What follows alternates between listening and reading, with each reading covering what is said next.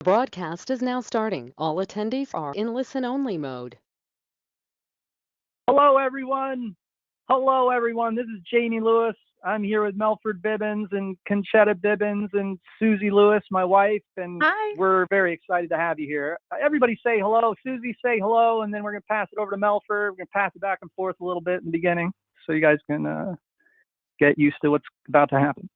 Hello, everyone. So excited you're here. Happy Sunday. It's all you, Melford. All right. Well, thanks, Suze. I appreciate it. Thank you, James. Hey, guys, we're so happy you're here today. Conchetta and I have been just so busy over these last couple of weeks, meeting new folks, getting the product out there and really helping. So we are so excited to have this training today because we want to launch everybody forward. There's a couple of things that are going on in the market right now, and I'm gonna let Jamie fill you in on that in a little bit because he's the research guy. This guy digs into the numbers like nobody's business, and the numbers always dictate the fastest path to getting success. Because guys, we're all about predictable success, not just flash in the pan. Okay, that's not how you do it for as long as we have and launch as many businesses. So if you don't know anything about Conchetta and me, I just want to give you guys a quick little snapshot of who we are and why we feel like this is the perfect topic for us to work with you guys on, because we actually started out in brick and mortar. We owned a 10,000 square foot spa and fitness center in New York. So we've seen that side of the equation. We know what it's like to have, $25,000 a month in overhead, but we also know what it's like to have the pressure of having a business like that. So that was actually when we found internet marketing, I should say. We became internet marketers at that time when what happened? 2008 hit. Okay, in 2008, if anybody owned any huge brick and mortar businesses, they had to pivot like crazy. Sound familiar? Sound kind of like what you're hearing in the news today, guys? That's why we thought the timing for this webinar was going to be so perfect, because everybody on this call is potentially going through exactly what Conchetta and I went through. You might be in a position where you don't know where your next paycheck's going to come from. Again, let me just tell you guys a half a second story. Back when 2008 hit and Conchetta and I owned that massive business, everything started going downhill and we were really afraid we were going to lose everything. And the hardest part, and I'm going to tell you guys, I'm not trying to be all masculine and tough here, but as a man, the most heartbreaking thing that like tearing up here, one of the worst moments of my life was when we went through that and I had to roll quarters to buy my wife and kids Christmas presents. Okay, so think about how low a man has to be to go from owning a big, beautiful business to rolling quarters to buy family Christmas presents, to then 2 years later having our first $144,000 week.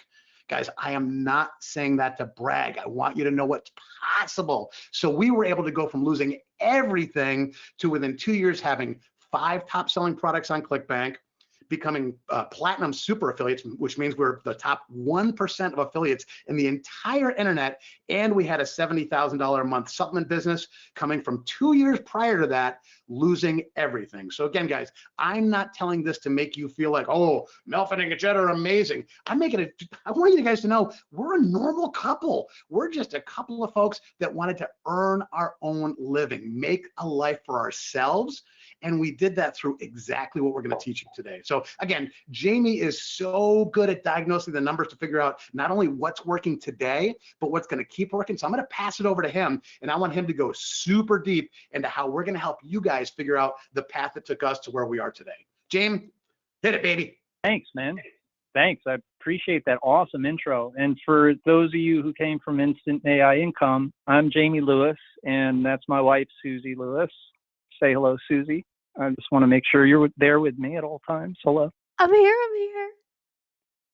And I've been doing this for 20 years, and I started in the music category on ClickBank, and I kind of took over the music area of ClickBank, and then started teaching internet marketing, affiliate marketing about 7 years later.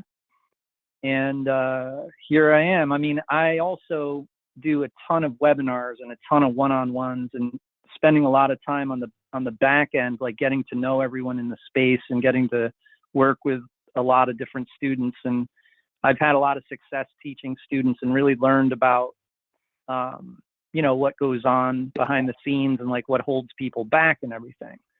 So with that being said, I've got a couple slides, and then what we're going to do is in the middle of the slides, it's going to stop, and we're going to have you all fill out a form that's used for the rest of the webinar.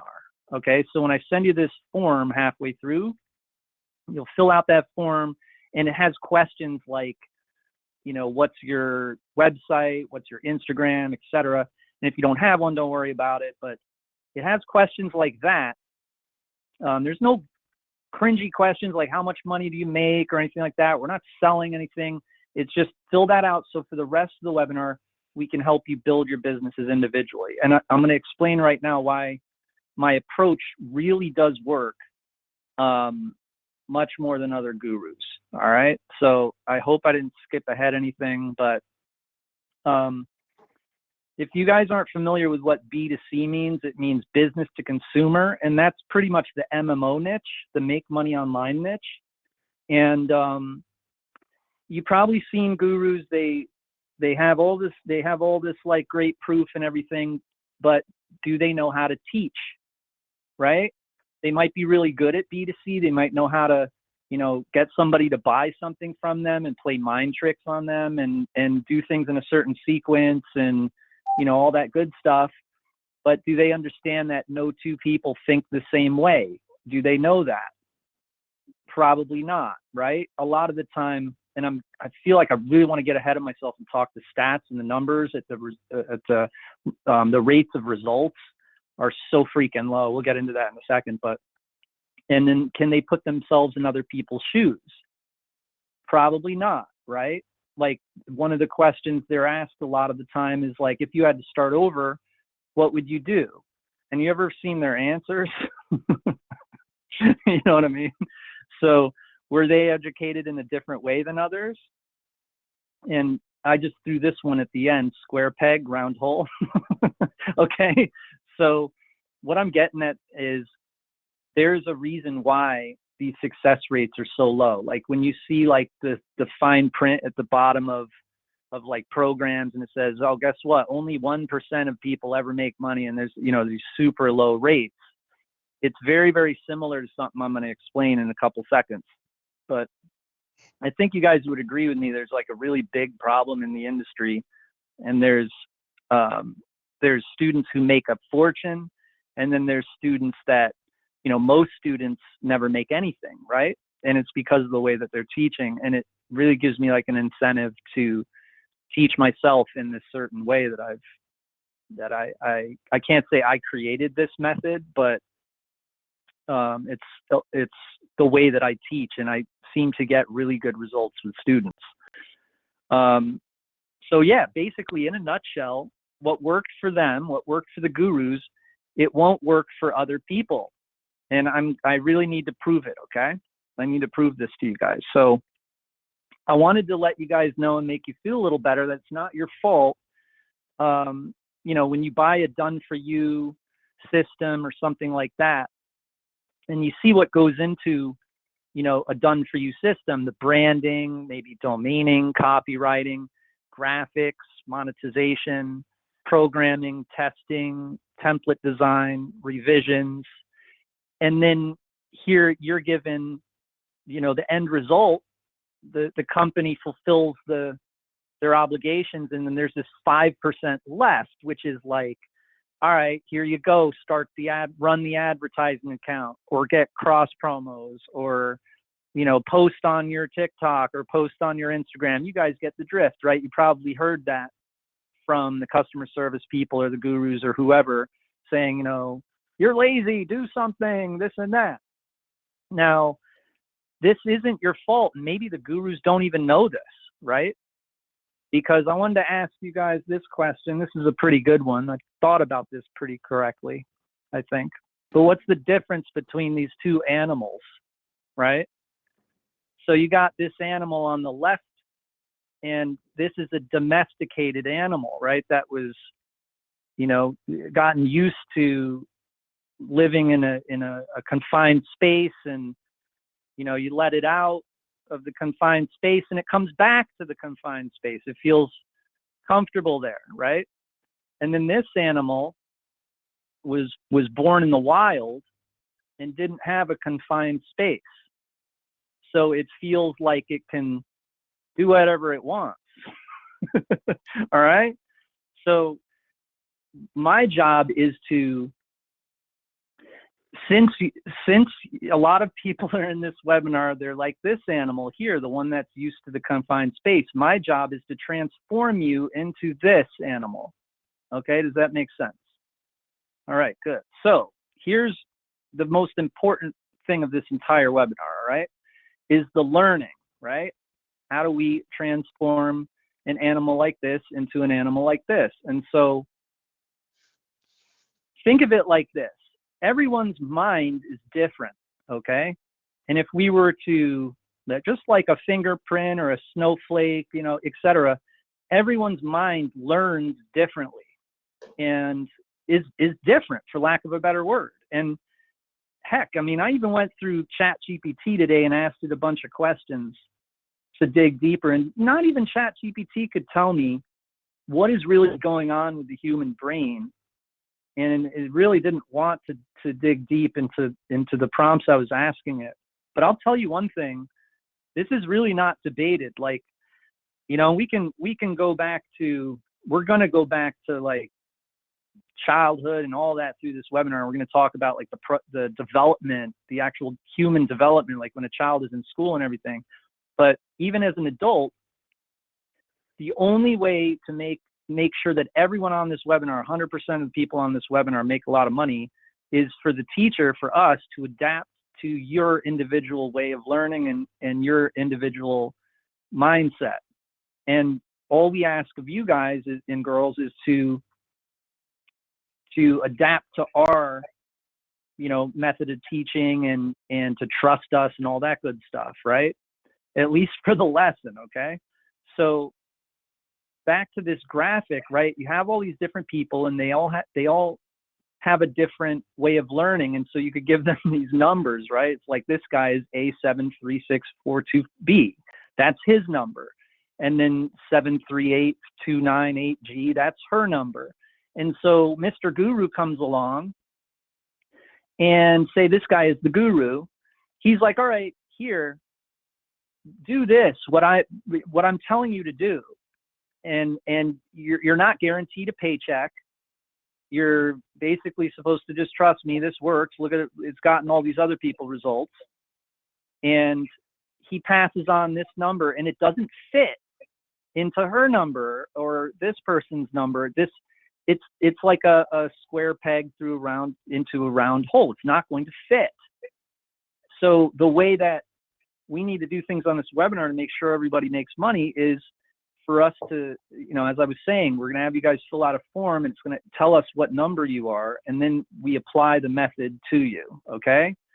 So it's very similar to something. I don't want to spill the beans quite yet, but with that being said, I found a really cool quote, right? And this is by Albert Einstein. He said, everybody's a genius, but if you judge a fish by its ability to climb a tree, it'll live its whole life believing that it's stupid, right? So a lot of y'all have probably felt like, oh, it's your fault. You know, you gotten shamed. Like if you're in a Facebook group, you know, in some make money online program, and you're in that Facebook group and you feel like this peer pressure, like, you know, like, oh, this works for you. You just got to motivate yourself and this and that. And it's neither. It's not that you're lazy or you're motivated or anything. It just might be that your way of learning and your preferred processing and systemization and all of that wasn't the right thing that was applied to you.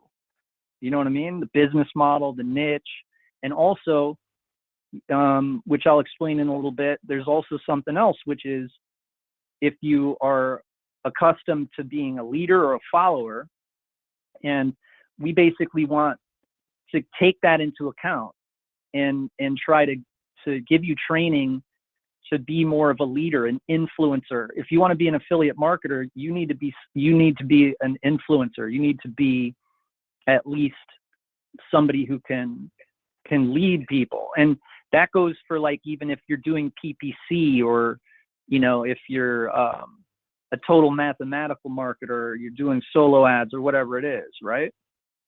So Are there schools that teach a fish to swim, right? What's that concept, right? Like if you go through public school, which a lot of people have gone through public school, everyone is supposed to do the same thing, right? The textbook's given out, and it's forcing you to learn in a certain way, and then you get used to that, and then you're thinking throughout your life that you need to learn in that certain way, or you need to be given like a step, 1, 2, 3, give me a step 1, 2, 3 plan.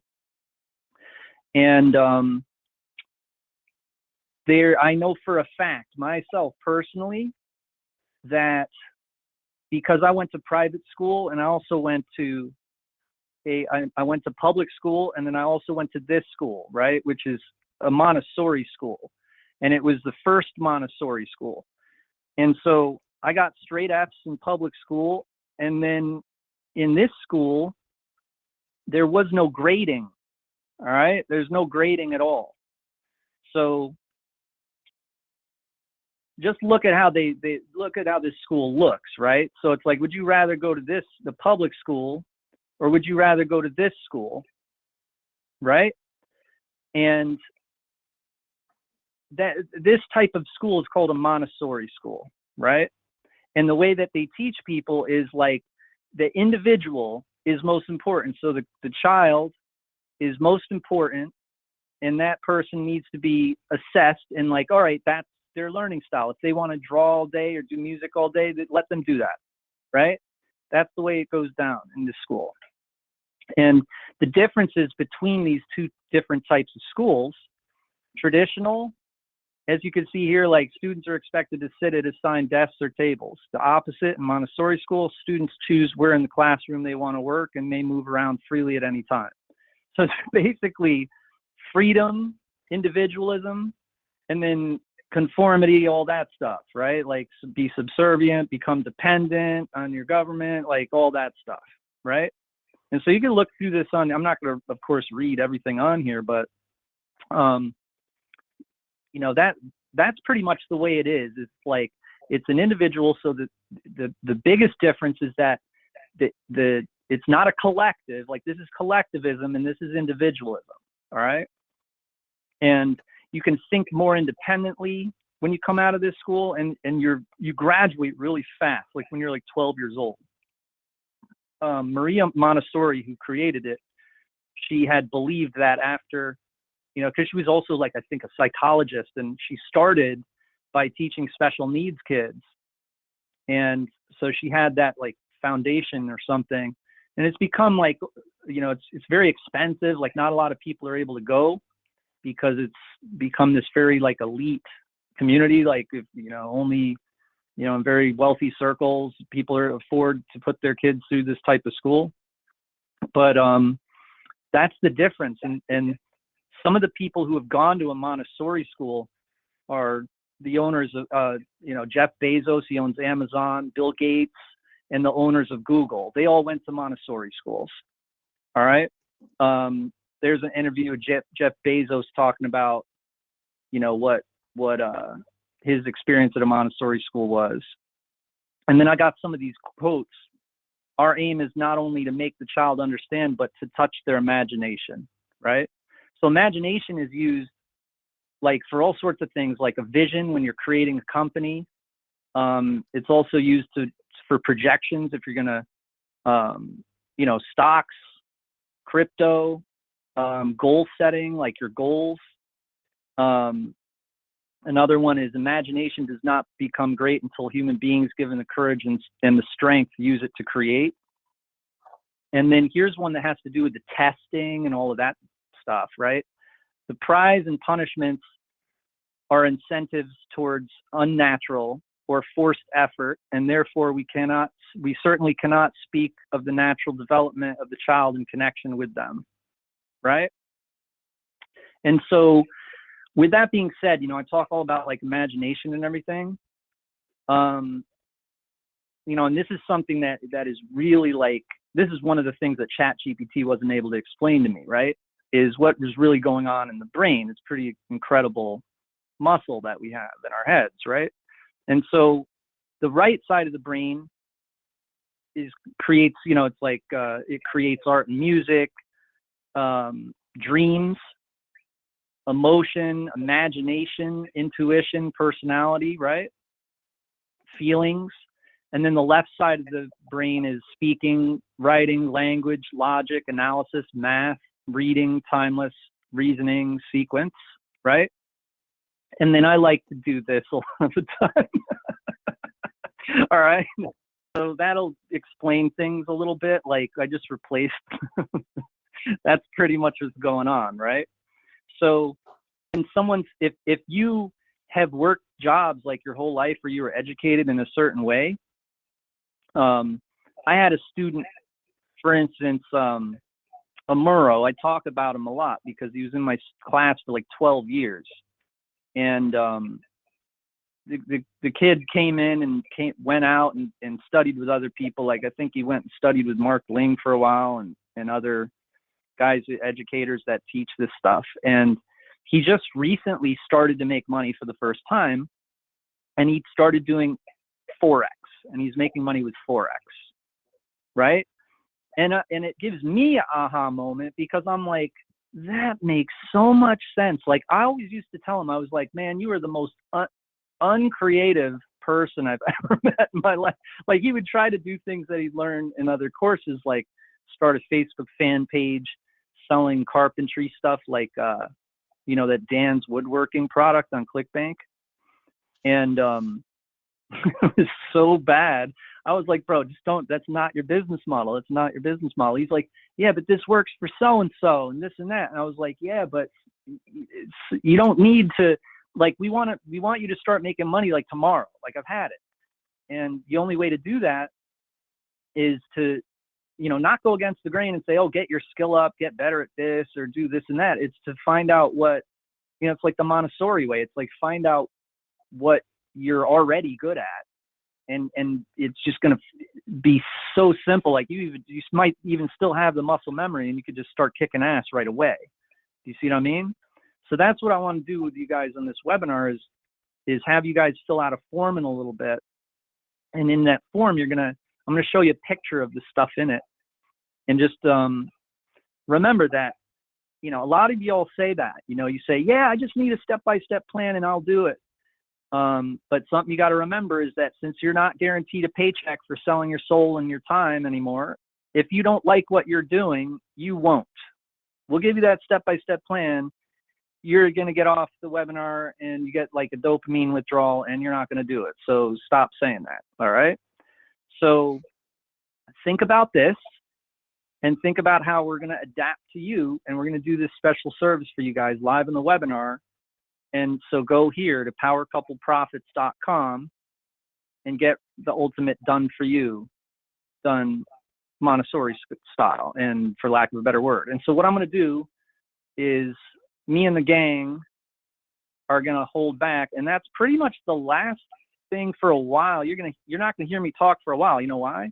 Because I'm going to be going through your results. When you go and fill out that form right now, and hey, can somebody put that into the chat box? One of my amazing teammates, can you guys put powercoupleprofits.com in the chat box? And everybody go there and fill out that form. And this is like your private school education, for lack of a better word, but it is all not just education. It's like that 5%. We got to get you prepared for the 5%. Hence, let's be honest and transparent. We do 95%. Done for you, but that 5%, you steering the wheel from the car that we build for you, fill out the form so we know what type of car to build for you. Put it that way. You know what I mean? So, wow. Ray in the questions box said, Ray, you are from Connecticut, aren't you? All right. So yeah. Hey, so everybody go to Power Couple Profits right now and fill out the form. And then I'm going to put on some music. All right. And while that music is playing, that's time. It's motivational music, and you guys are going to fill out that form. I'm not going to be talking while you're doing it, so you can concentrate. That form looks like this. Okay. So it says, are you enjoying hanging out with us? What's the original product you built? Are you creative or not? Are you good at giving orders or taking orders? What's your name? What's your email? What's your phone number? What is your main offer website? What is your YouTube channel? What's your Facebook page? What's your Instagram? What's your TikTok? Do you have a portfolio domain name? It's pretty simple, right? Now, what I can do is from these questions here, you're creative and good at giving orders or taking orders. This is the creative side of the brain, not creative side of the brain. And this is if you're a leader or a boss, or if you're an employee or a consumer, right? So these two things, when you put those together and then you do these, you could literally have nothing there. But if you fill that in, I'll know how to prescribe a model from the beginning. And if you do have this stuff put in comparison with this stuff, then I'll know what to do for your existing business. All right. So go there, and then I'm going to turn on the music. And then when we come back, Melford, Conchetta, and Susie will go through the questions box. Everybody hit up the questions box like crazy too if you have any questions, and we will assist. All right. So here is your music. All right, guys? You're wonderful peoples. All right. I'll be back in like 10 minutes or something. I'm going to jump through. All right.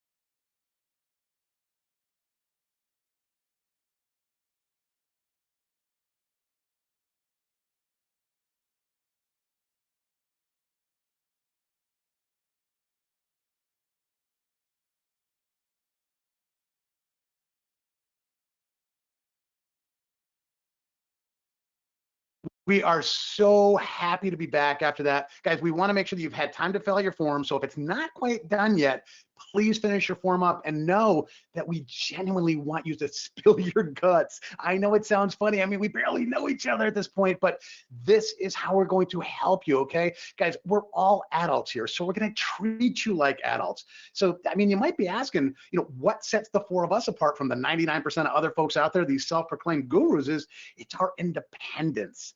We claimed our individualism, which is exactly what we want to work on with you today. And that's why Jamie is out there working on your forms right now. He wants to be able to give you the power to be yourself, find predictable profitability from that, not mold into somebody else's model, not do what somebody else is forcing you to do. Guys, I have to reread that Einstein quote again because we went by it so fast, but it's too impactful not to read it to you again.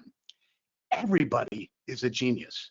But if you judge a fish by its ability to climb a tree, it will live its whole life believing that it's stupid. I mean, guys, think about that for just 1 second. You are a person who was born with skills and strengths and challenges. Okay, we're all born with challenges. So think about it. And this is a challenging time. This is exactly why we're doing this on a Sunday. It's such a challenging time right now. We want to make sure that we give you guys every advantage. And the hard truth is these gurus are out there and they're trying to change you into them. They're not giving you that possibility of making predictable income because they do everything in their power and spend millions of dollars on advertising to convince you to follow what they do instead of helping you get better at the gifts you were born with. They want to keep you hooked. I mean, let's all be honest with each other. I like the word dependent. They want you to be dependent on them because that's how they stay gurus. It's to help their ego. It's to help their bank account, not yours. So they're not in the business of teaching pure, true independence, which is what makes you free to earn and feel good. Guys, it's just like Jamie said earlier. No matter how powerful a lesson is, no matter how fast you can make money doing something, you are not going to keep hammering away at something that doesn't make you feel good about what you're doing, how you're doing it, and who you're serving, okay? So what the four of us have figured out here is the greatest, most predictable success is going to come from honoring and working with your own skills, your own talents, so that the creations of being an affiliate or even a business owner becomes way less frictionless, and you get rid of that self-doubt. Self-doubt is what they're peddling. Okay, guys, it's again, we're all big boys and girls here, so I'm just speaking to you, totally honest with you. It's funny, Jamie jokingly calls me Uncle Mel sometimes because I'm just that uncle that's going to tell you what's going on in the real world here. A guru's entire business is built on doubting yourself. I mean, for the love of God, multi-billion-dollar companies hire consultants to come in and fix their businesses. They don't do it to make them feel bad. They don't do it to make them doubt themselves. They hire these consultants to come in and dig into them, dig into their business, pull their strengths out, not try and force a new issue upon them. So that's what, and you guys can hear how passionate I get, okay?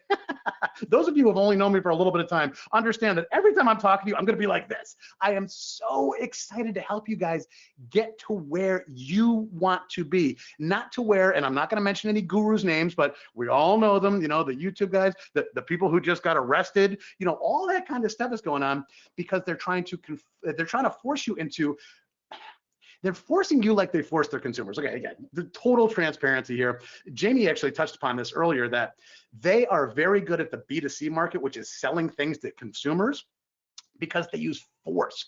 And I don't know about you, but forcing people to do things doesn't feel right. It's not how my mom and dad taught me to live life. It's not, this is why we literally call this power couple profits, because it's two married couples, 4 adults getting together to help you move in the right direction. So, forcing this issue, it's never going to work in B2B. Okay, that's the end thing that I want to get to right here. And I'm actually going to turn the call over to Conchetta in just a sec, because she's such a master at this model we've perfected for this. But, when you're doing the whole B2C thing, selling things to consumer, you start to beat people over the head, but that's how you get a bad reputation very, very quickly. That's the fastest way to get the FTC on your back. That's the best way to lose followers. That's the best way to never sell a product to somebody again. So I want to teach you guys a couple of very quick lessons here, and we're going to interweave lessons with what Jamie's got going on, but there's there's 6 letters I want you guys to learn. I want you to write this down. Please tell me that everybody's got a pen and paper out, because there's 6 letters that are about to change the way you do business for life.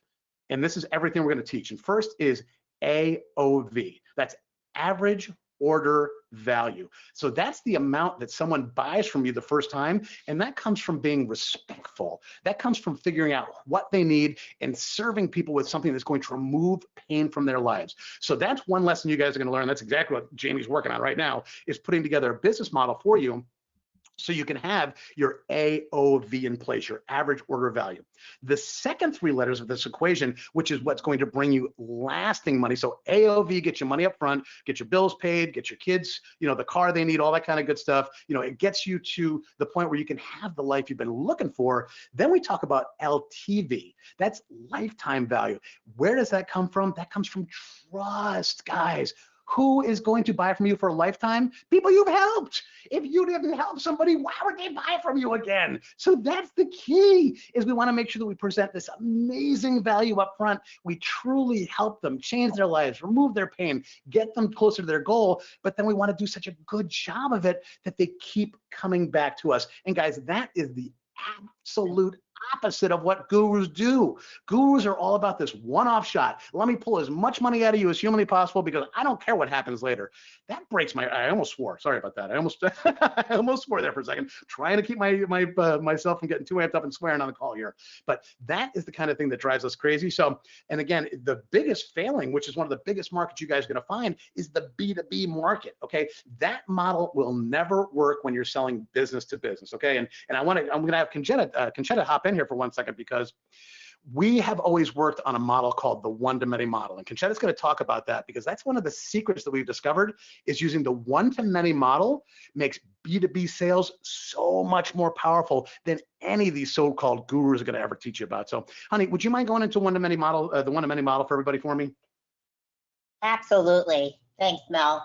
And Jamie, I love that you were leaning in on everybody's strengths and gifts and getting everybody excited about being individual in their journey, right? Because this is where we need to be, outside of the box. We need to be outside of the box, contributing from a place that lights us up, that makes us show up in a very genuine way to others. Because today, guys, there's so much white noise out there that we need to cut through that white noise so we can get seen and heard and known in a certain specialty that we're passionate about, right? So let's just say a lot of people hit a wall, sometimes when they decide, I'm gonna move forward with this product, I wanna promote this product, and then they have that sticking point.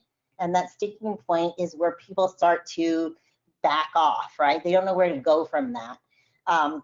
But how do you build the momentum and consistency on a regular basis once you decide on a product or a niche that you're excited to get out there and to promote? How do you get this in front of others so that you can reach the masses of people that need this product? And remember that word, need, right? Because that's an important part of the one-to-many model.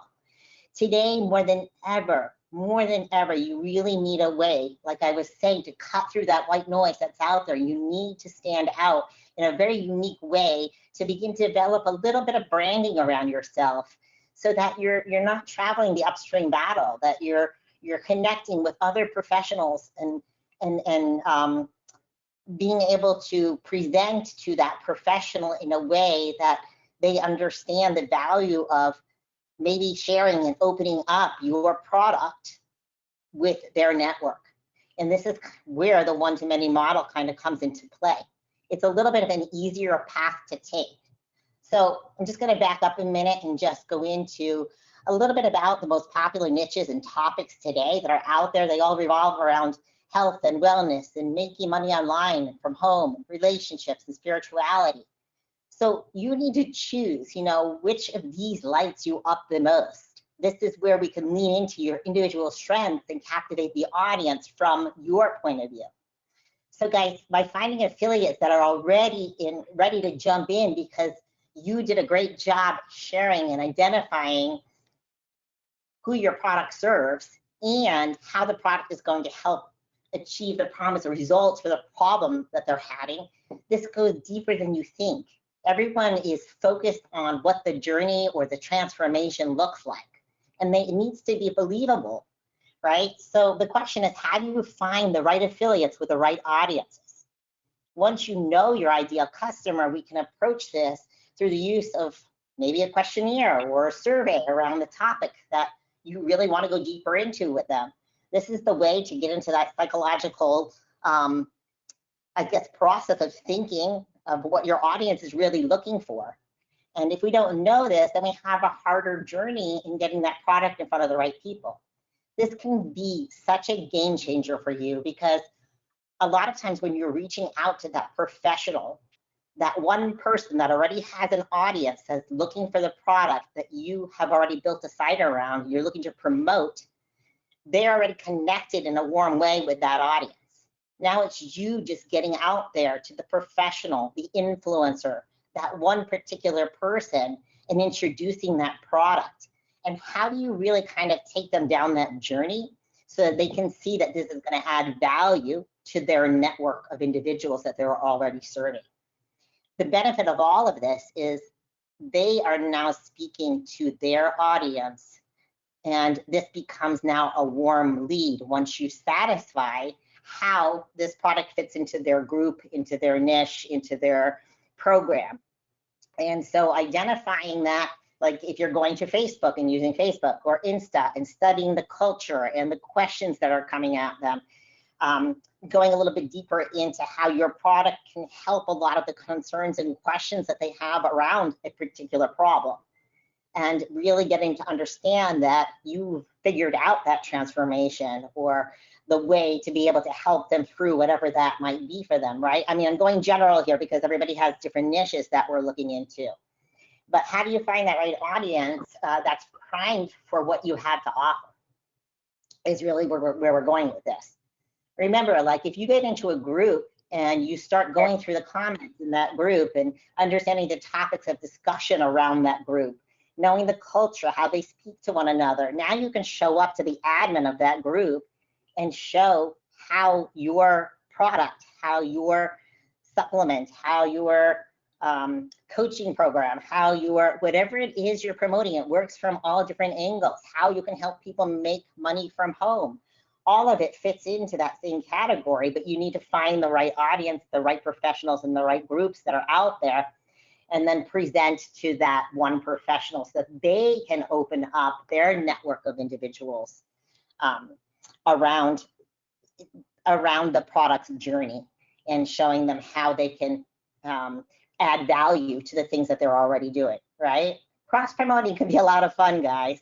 If they don't have product out there that's bringing solution to the audience that they're serving, this is where you can kind of jump in and be that aid to them. And then vice versa, you have a crowd, an audience, and it might serve their individuals. This is how you do that cross-promoting of one another. As long as you're not in direct competition with one another, this is the path of ease to finding affiliates, to really jumping in and saying, hey, yeah, I would love to promote your product to my group. I would love to open my network to you. I feel like you've done your homework. I see the fit. You've really done a good job in showing me through the comments in my group and the problems that we're looking to solve that your product might be that very product. Now, I can go on and on here, but I think I'm just going to turn it back over. Mel, if you want me to go deeper, I can go deeper into this. No, that was great, babe. I appreciate it. So now let's actually talk about some real specific examples where, extreme markets, if you will, because guys, know that, if you're trying to serve everybody, you're trying to serve nobody. And that's a really important fact. And that's why your personality, like, what Conchetta was just talking about, drilling down to you, actually what we've been talking about this whole time is, finding who you love to help and helping them get out of pain. And it doesn't have to be sort of those regular markets. It can be the kind of extreme markets. And I've got two examples. I'm actually going to ask Susie first to talk about this and the financial market, because everybody kind of thinks that you have to sell, financial services the same way. So first, I'm going to ask Susie to tell her story about, using this model, using the independence model, using the where your strengths come from model with finance. And then when she's done, I'm going to tell you a story about a doctor that we're working with. Conchetta and I have a consultation business where we help doctors blow up their practices. And we've got this crazy extreme story about how a doctor is actually using affiliate marketing, but it fits perfectly within this model. So, but I want to have Susie start first, first because, finance is so powerful right now. We hear about crypto going up and down. We hear about NFTs. We hear about so many crazy things that, and I mean, guys, let's all be big boys and girls here. Look at my picture. I'm not a young guy. I'm not a kid here. So I'm trying to learn this stuff through. So as well. So I'm so thankful we got Susie on the team to help us with this. But Susie, would you mind going into, this model when it applies to somebody working with financial services? Sure, absolutely. So yesterday I was letting some of my friends know I just launched my first book, my ebook, and it was called Money Magnet. Thanks. And one of an old friends reached out to me, and she's like, "Oh my gosh, hey, how are you?" And she was saying how she teaches financial literacy to people, and then when it came down to like managing her money, she goes, "Oh, I give that to the experts to manage." And I thought, wow, that's interesting. So, even though she's teaching financial literacy, which is great, but she's not managing her own portfolio. So, I think when I think of individualism when it comes to finances and management, that's where I guess I teach that people can manage their own portfolio, because at the end of the day, I like to take all the money on the table. You know what I mean? Jelly bean. It's like, oh no, I see a dollar, I'm going to keep a dollar. And that to me is financial management, seeing where you have leakage. And as an individual, you really could make a lot of money behind the scenes where here's the other thing, as an individual, but also as an introverted individual, a lot of introverted individuals. And that's where I think like the individualism comes into play here with this whole theme today, is that to understand your personality, that individually you have a different personality. So I find that a lot of introverts really soar highly when they're trading their own portfolio, whether it's crypto, forex, options, stocks, and because they're introverted. So they are completely happy just in their own space, at their own place, at their own pace, their own place, space, and pace. And they can look at charts and focus. And those type of human beings are great when it comes to money management and actually trading their way up the ladder, literally. So I feel that another example of individualism when it comes to launching a product line is that Jamie came to me and said, "Oh, you can do this make money online thing." And I was doing events, and I was an event planner, and I was individually an event planner. It was my own business. I was the one, and I would be the one that did everything. So I was an individualist when I came to meet Jamie, and then he said, "Oh, well, what can you do?" And well, we didn't even discuss what I could do. He just said, "You're doing crypto." And I was like, "No," because that was something I did individually on my own. It was my personal passion. And I didn't even know if it was legal at the time. It was like 2017, I think, when I started getting into crypto. Then I met Jamie in August of 2017. And then by August of 2018, we launched Crypto Prophecy. And so we took something that I was doing, a little hobby, and I think that's really important that you individually go deep down inside of yourself and say, well, what is it that I'm passionate about? Like if I was going to hang my hat up on some type of niche, what am I doing already that I want to do later, and then longer than later, right? And so, no matter what, I'm going to always be managing my own portfolio. And so crypto made sense. And that's how we kind of birthed Crypto Prophecy, even though I was not a believer in make money online. I was like, nah, that doesn't work. And, now 5-6 years later, it does work. Unfortunately it worked because I like to be right. And I say that unfortunately because I wasn't right. I was like, Dad, that doesn't work. And Jamie was like, it does. Watch this, watch the magic. And so, 2 weeks after our launch, I had 2,000 clients immediately. I was like, whoa, what just happened? And it was like 143,000 in overall sales. And I really did not understand what we just did or how it happened. So I would just say that if you definitely hang your hat on a niche that is close to your heart of all hearts, and then when you're speaking about it, when you're talking about it, it's genuinely in your heart. And I think that that's where the individualistic power comes into play. It's like an individual power play because they can tell that you're not some funny Julie Joblish coming out of your mouth, that you like hardcore love this stuff. So I love it. I love it. And then, when you go into those groups, most likely there's some little like crumbs of understanding on your Facebook pages or on your any of your social media, where basically you've in the past have shown that you have some excitement about this subject. So I don't know if that's where we're going with individualism. I'll pass it on to you guys.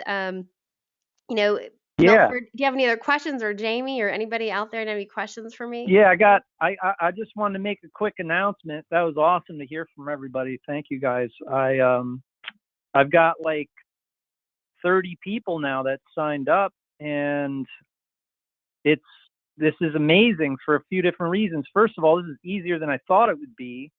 There's a lot of people who are like almost there, and then there's some people who there's a lot of work to do. I mean, just to give you a couple examples, like I really want to work with Anthony. He came from Stuff Your Bank. He's creative and mathematical. He's good at taking orders or giving them. There's Brian Allard. He came from Stuff Your Bank too. He's almost there. He's got so much stuff, and he's sticking to domaining, which is great. He came from a domaining product and he's sticking with domaining. Like, he's just really interested in that. He's non-creative, right? So it would make sense why he would be into domaining, right? Bam. See what I'm saying?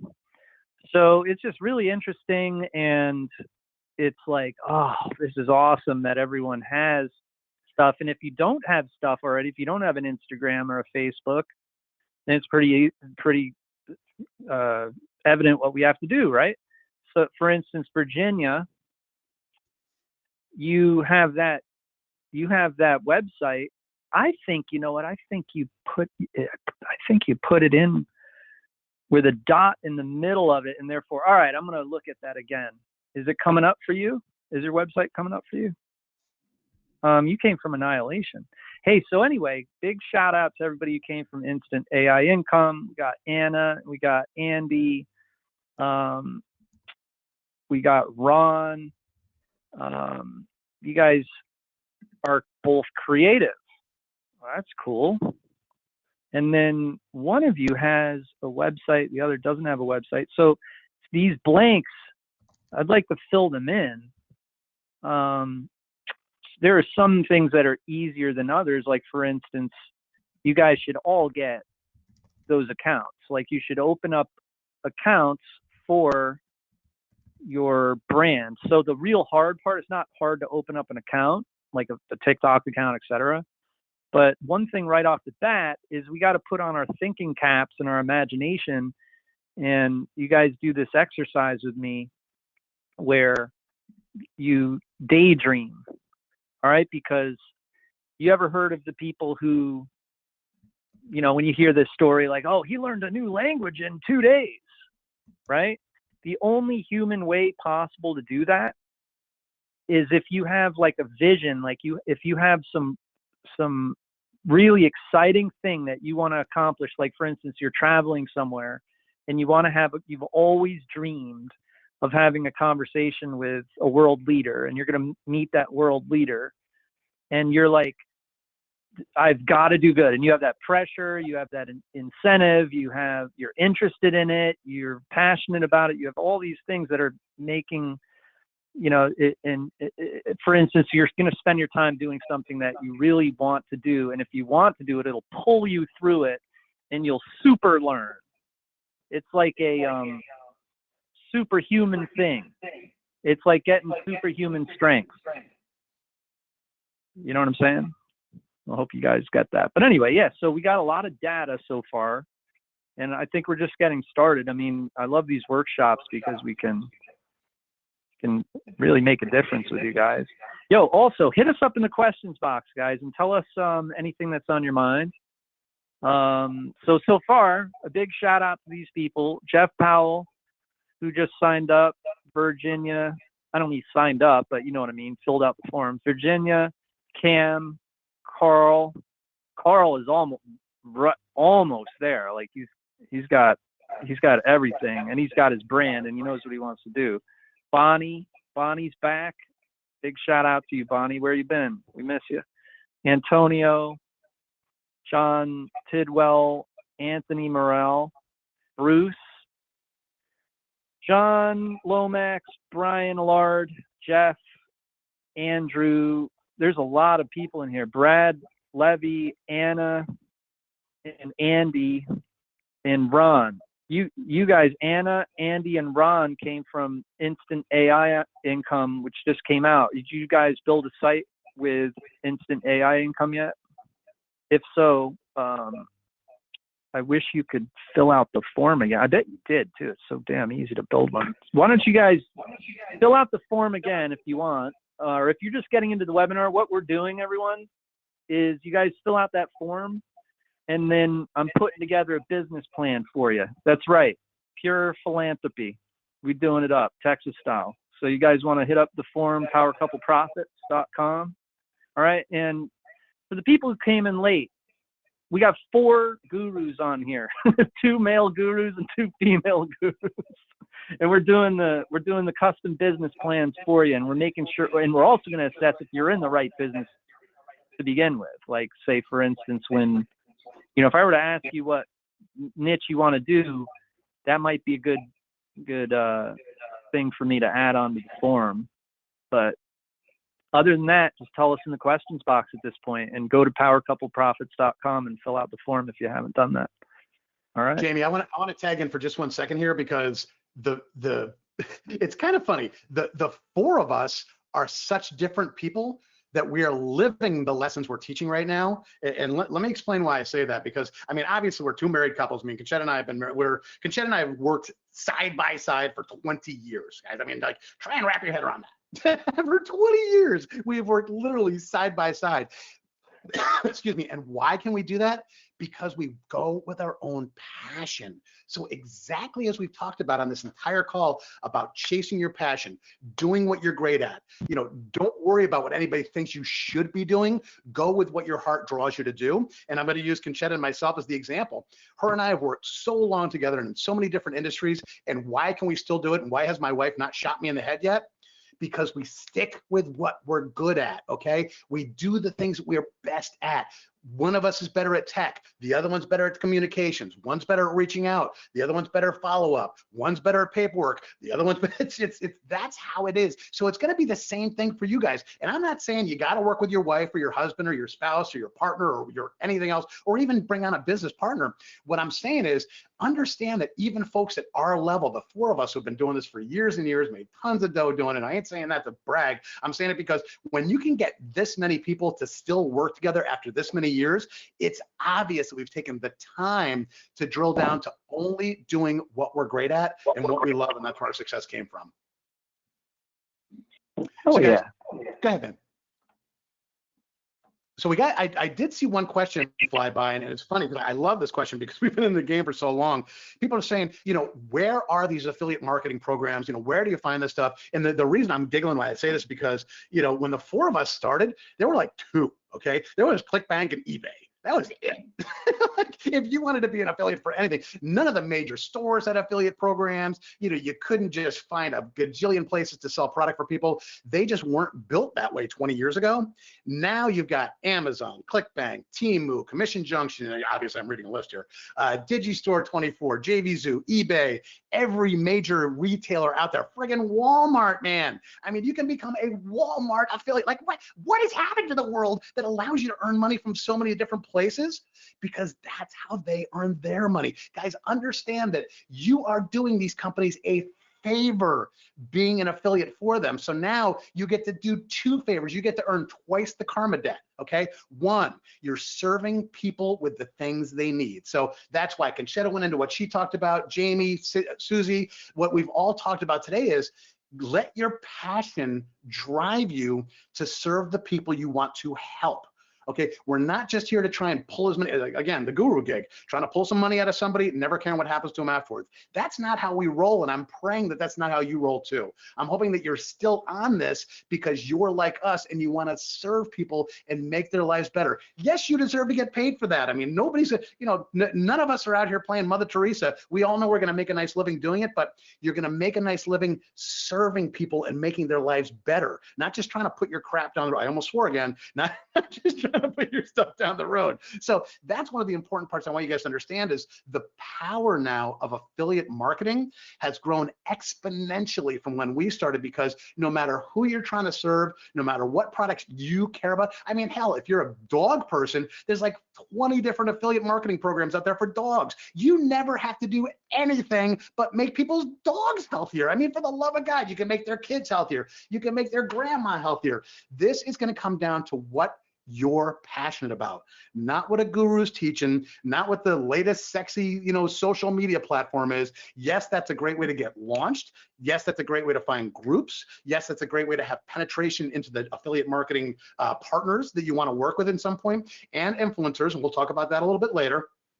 But the most important is you're now empowered to serve who you want to serve through every affiliate marketing program on the planet. And let me roll for 1 second here. And I know I'm just going on here, but that's kind of how I am. Once I get passionate, I just keep on rocking. So I want to teach you guys so much. Let's talk about the difference between influencers and being influential. And it's funny, Chen and I just had a meeting with this gajillionaire the other day talking about launching a program for their entire company at the corporate level. And this is what we're talking about, because they're so excited to hire influencers to talk about their product.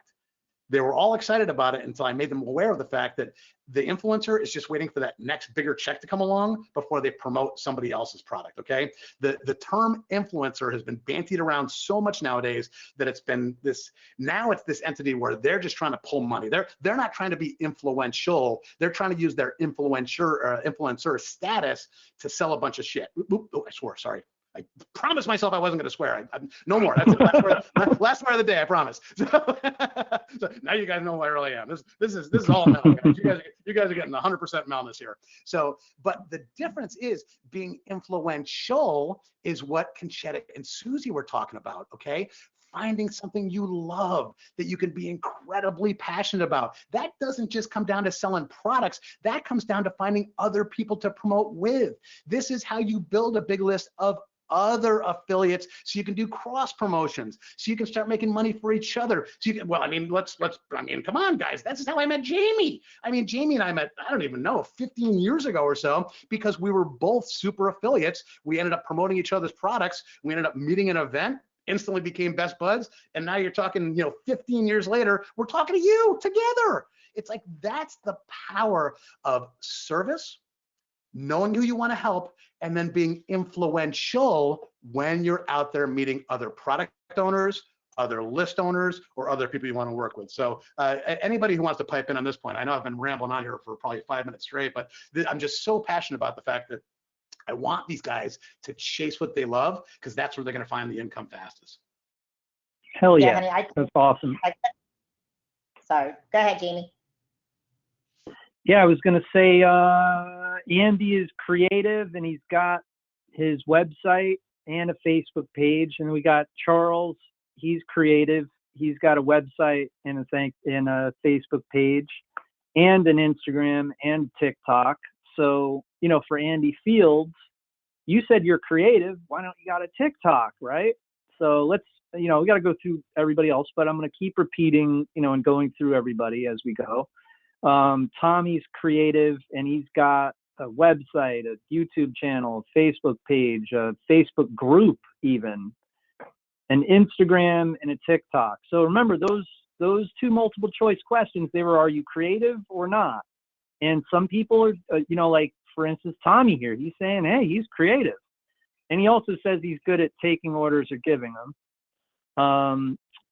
So then we got Jacob, he's creative and mathematical, and he's got a weight loss site. So he doesn't have the other stuff like YouTube and the Facebook. So what are we going to do, right? You can see what, so Jacob, what we got to do is get Jacob traffic. And I'm not so worried about the website now because he has that. I'm hungry for the leads, like, get some freaking weight loss leads going on at least. That's the first step. So traffic for Jacob. And then Yamil, he's non-creative. He's good at taking orders and giving them, but he doesn't have a website, doesn't have a YouTube, doesn't have a Facebook, so we got to get you some stuff. You know what I mean? Now, this might be a good thing for you, Yamil, because this gives us a chance to really think about what product what business model you're going to get into, right? So let's just give Yamil some attention here. So you said you're over here, okay? These would be your candidate business models. All right, I recommend these for you. Let's not worry so much about this stuff, okay? But domain portfolio, see, on your form, you said you don't have a domain portfolio. So that might be the reason why you don't have anything. You don't have any website, you don't have any YouTube, you don't have a Facebook, no group, anything like that. But you have the left brain. So what about a domain portfolio, or clarity.fm, or paid ads as an agency, not paid ads as an affiliate? All right, Yamil, you want to do paid ads as an agency, and then get a domain portfolio too. I'll work with you on that. All right, so that's for someone who's left brain, non-creative, and doesn't have any stuff.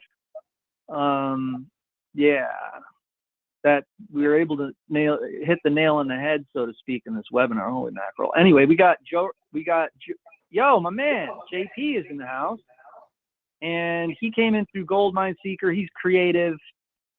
He has a domain portfolio as well. Goldmine Seeker is a domaining product. And then he also has a website. He has a free bonus website. He's got a YouTube channel, Facebook. And hey, I'm echoing. Someone's echoing me. Just heads up. And then, yeah. It can't be us because we're. It's gone.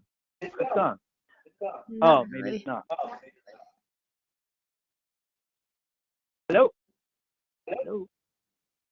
You're there, bud. Yeah. We hear you, but I don't know what's causing the echoing. Maybe your volume's too high on one of your mics.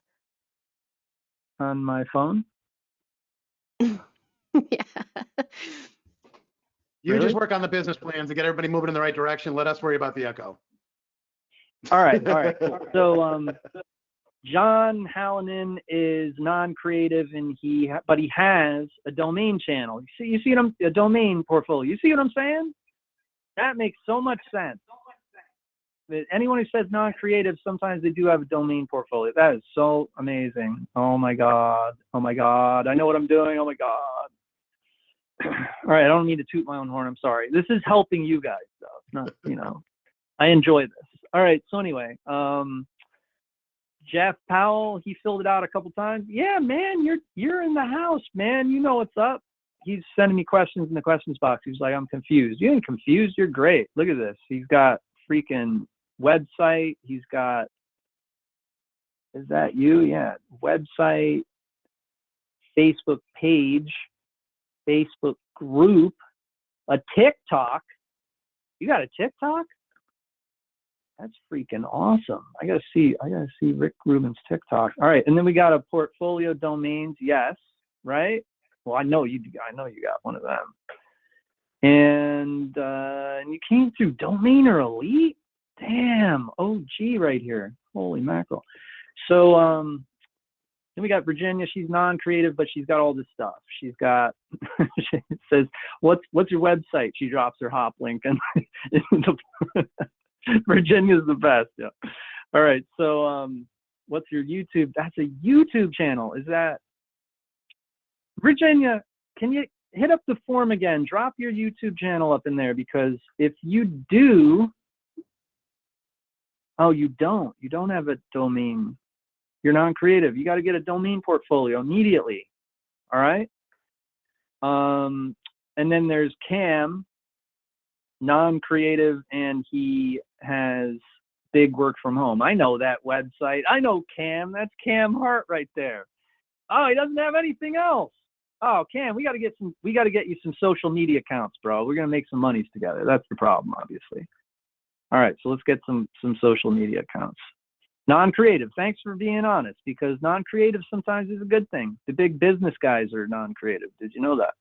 So these would be your business models. Let's do domaining, and then work with your website, because I'm familiar with that website. Let's turn that website into like a domaining advantage for you with your domain portfolio. So any of the social media accounts will promote the domaining stuff. And my big thing with domaining is a YouTube channel. That's how I do that. But anyway, that's what I got from this. I didn't know you were non-creative. That's why it's pretty important sometimes to ask that. So Carl Willoughby, he's the Musicians Making Money Online guru. He's got all the associated social media accounts, and he's got a domain portfolio. Bonnie Phelps is creative, and she doesn't have any social media account. We got to get that going. No website either. All right, Bonnie, we know what to do. If you're creative, we got to get the TikTok going and all that. Sometimes you don't need to show yourself on there. Don't worry. You can show pictures and film your. The cool thing about TikTok is you can just film the screen, whatever it is. Don't GoDaddy, whatever. Antonio is a Stuff Your Bank alumni. He's got a Facebook page. That's interesting. All right, cool. You got a Facebook page. So we'll see if we can work with that. He's got the domain portfolio. John Tidwell, non-creative. So so the affiliate marketing thing, right? Affiliate marketing is a business model. It's so broad and it's so, what do you call it? Just umbrella term, right? And the reason is it's kind of like a monetization method. Think of it that way, because it's like you're getting, you're using an affiliate link and you're selling someone else's product. Well, how are you selling that person's product, right? So there's non-creative and creative ways of doing that. Like the non-creative ways would be like, sales. And what I mean by sales is like really getting down and dirty and doing DM sales, like DMing people and, calling people and stuff like that, right? That really seems to work for non-creative people. The alternative, right, would be, and I don't know if you meant to fill out the form that way. It's totally cool. But I've always enjoyed being creative. It's more of like, that's what I enjoy to do. So my methods for affiliate marketing have always been, it started out, I guess it started out with paid ads, actually, because YouTube wasn't in existence. And I started to make money with paid ads first, and Craigslist too. But Craigslist was copywriting, right? So I would use copywriting and I would use YouTube as an affiliate marketer when I first got started. And then Facebook came out and we started using Facebook fan pages for it. But even back then, I would also do blogging and reviews and stuff like that for my affiliate marketing stuff. But a lot of Google ads, which was left brain stuff. But even when you're writing a Google ad, you're doing copywriting again. You see what I'm saying? So that's why I mentioned like the hey, like what you see, DM me, right? So you'd say that on your Facebook page or TikTok or whatever. You like this? And you're just filming the screen. Just put the text there. It says, you like this? DM me, right? And, like, hit me up later. Let me know if you need any templates and stuff. Because one thing we do have is we have tons of templates. We have, I'm really quick with copywriting. I really enjoy it. So, I hope to help everyone like with copywriting. And also you've got not only me, of course, I'm hogging up time. I'm sorry, but we've also got my 3, very special people to me that are on this webinar, my wife and my good friend Melford and his wife, and they're here to help you as well. So anyway, I'll shut up now. Sorry about hogging the space. And I wanted to help you out with, what was this guy's name? He wants to be an affiliate marketer, but he isn't creative. So I was trying to help him with some non-creative ideas for affiliate marketing. I think it was good though. It's really good. And then just real quick, we got Brian Allard, my man. who is real big into domaining, which is awesome. He came in through Stuff Your Bank, and he's keeping it real, sticking with that. Then we got Andrew. Andrew's got all sorts of stuff. He's got freaking Facebook group, Facebook page, YouTube channel. That's awesome, Andrew.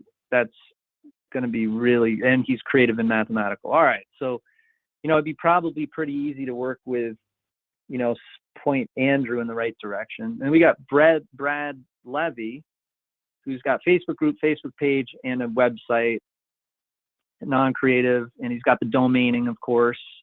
Mathematical people always go in that. But you got to be a little creative for domaining, but not written. It's very mathematical, very analytical, like drop lists and stuff like that. And then Ron, we got good old Ron. Hey, you also hit me up in the questions box. I saw that. This is really like the foundational assessment to help you make a ton of money, and for you to give me a badass, true, verified testimonial of you making like 6 figures a month, straight up. So I can like showcase you, and Melford can showcase you, or Sue. I mean, it's up to you who you want to attribute the success to. I mean, y'all might, like, I wanted to make that very clear. We might be a collective here, but if you feel like Susie gave you like if it's the testimonials, what, Susie changed my life. I came on this webinar and they were all talking, but Susie like struck a chord with me, or something, like, or Conchetta like just that's exactly what I needed, and I'm multimillionaire. Like, attribute it to Conchetta, you know what I mean? But if you dig what I'm saying, Ron, then yeah. So anyway, Ron, you are creative and mathematical, and you're good at taking orders or giving them. The sky's the limit, brother. You got to first of all figure out your brand, figure out your business model, and here are a bunch of business models that can help. I don't know if you can. Yep, you can see that, right? So if you're creative and mathematical, the sky's the limit. But a lot of the time, the monetization source, what is going to be the monetization source, really doesn't matter. All right, really doesn't matter. But it depends. Think about more like niche. Okay, so if you want to do affiliate marketing, and you were saying something about like, is it going to be my products or someone else's products? Both. If you're creative and mathematical, you're good at taking orders and giving them, then you can either be a good partner, or you can be a good boss, or a good leader or influencer. So, if you want to make those big, you're mentioning affiliate in the questions box. So if you want to do affiliate marketing and, get on leaderboards and stuff like that, if you want to, a lot of the time, like, think about it this way: a YouTuber, he enjoys making videos every day, and his monetization source, if it's kind of like what you're like enjoying doing the video about is what will dictate the monetization source. So if you enjoy doing reviews on all the MMO gurus on Warrior Plus, and you like doing that, then obviously you'd be monetizing, you'd be an affiliate for them. If you like unboxing and you like buying, Pokemon cards or something like that, then you got to find, you're going to be doing, that's your the thing that you're able to do really quick and real easy, real smooth. And then your monetization, you got to find a monetization source in that, you know what I mean? Or it'd be like, and I mean, there could be many different ideas behind that. I don't know if it is Pokemon cards, but that'd be like auction city. You could be an auction monster, huh? And then therefore, we get into kind of e-com or something, you know what I mean? So yeah, so those are some examples, but we like to do it from the ground up so that you're enjoying what you're doing. So, because once that is out of the way, things are real easy, and it's really not hard to do. Of course, you can't do everything. I don't do everything, but, it makes it, you got to figure out what you're going to want to do and how you're going to do it. A lot of these folks in this webinar, though, to answer your question, there are a lot of affiliate marketers and a lot of domainers. And domaining, of course, is, again, it's kind of like something where the value is in the search. Like the value that you're doing for someone is the time you're spending finding a really good domain. that's the hard part, is finding them, right? And that's the value. That's the service that you're doing for someone when you resell it for $200 and 20x your money, right? So,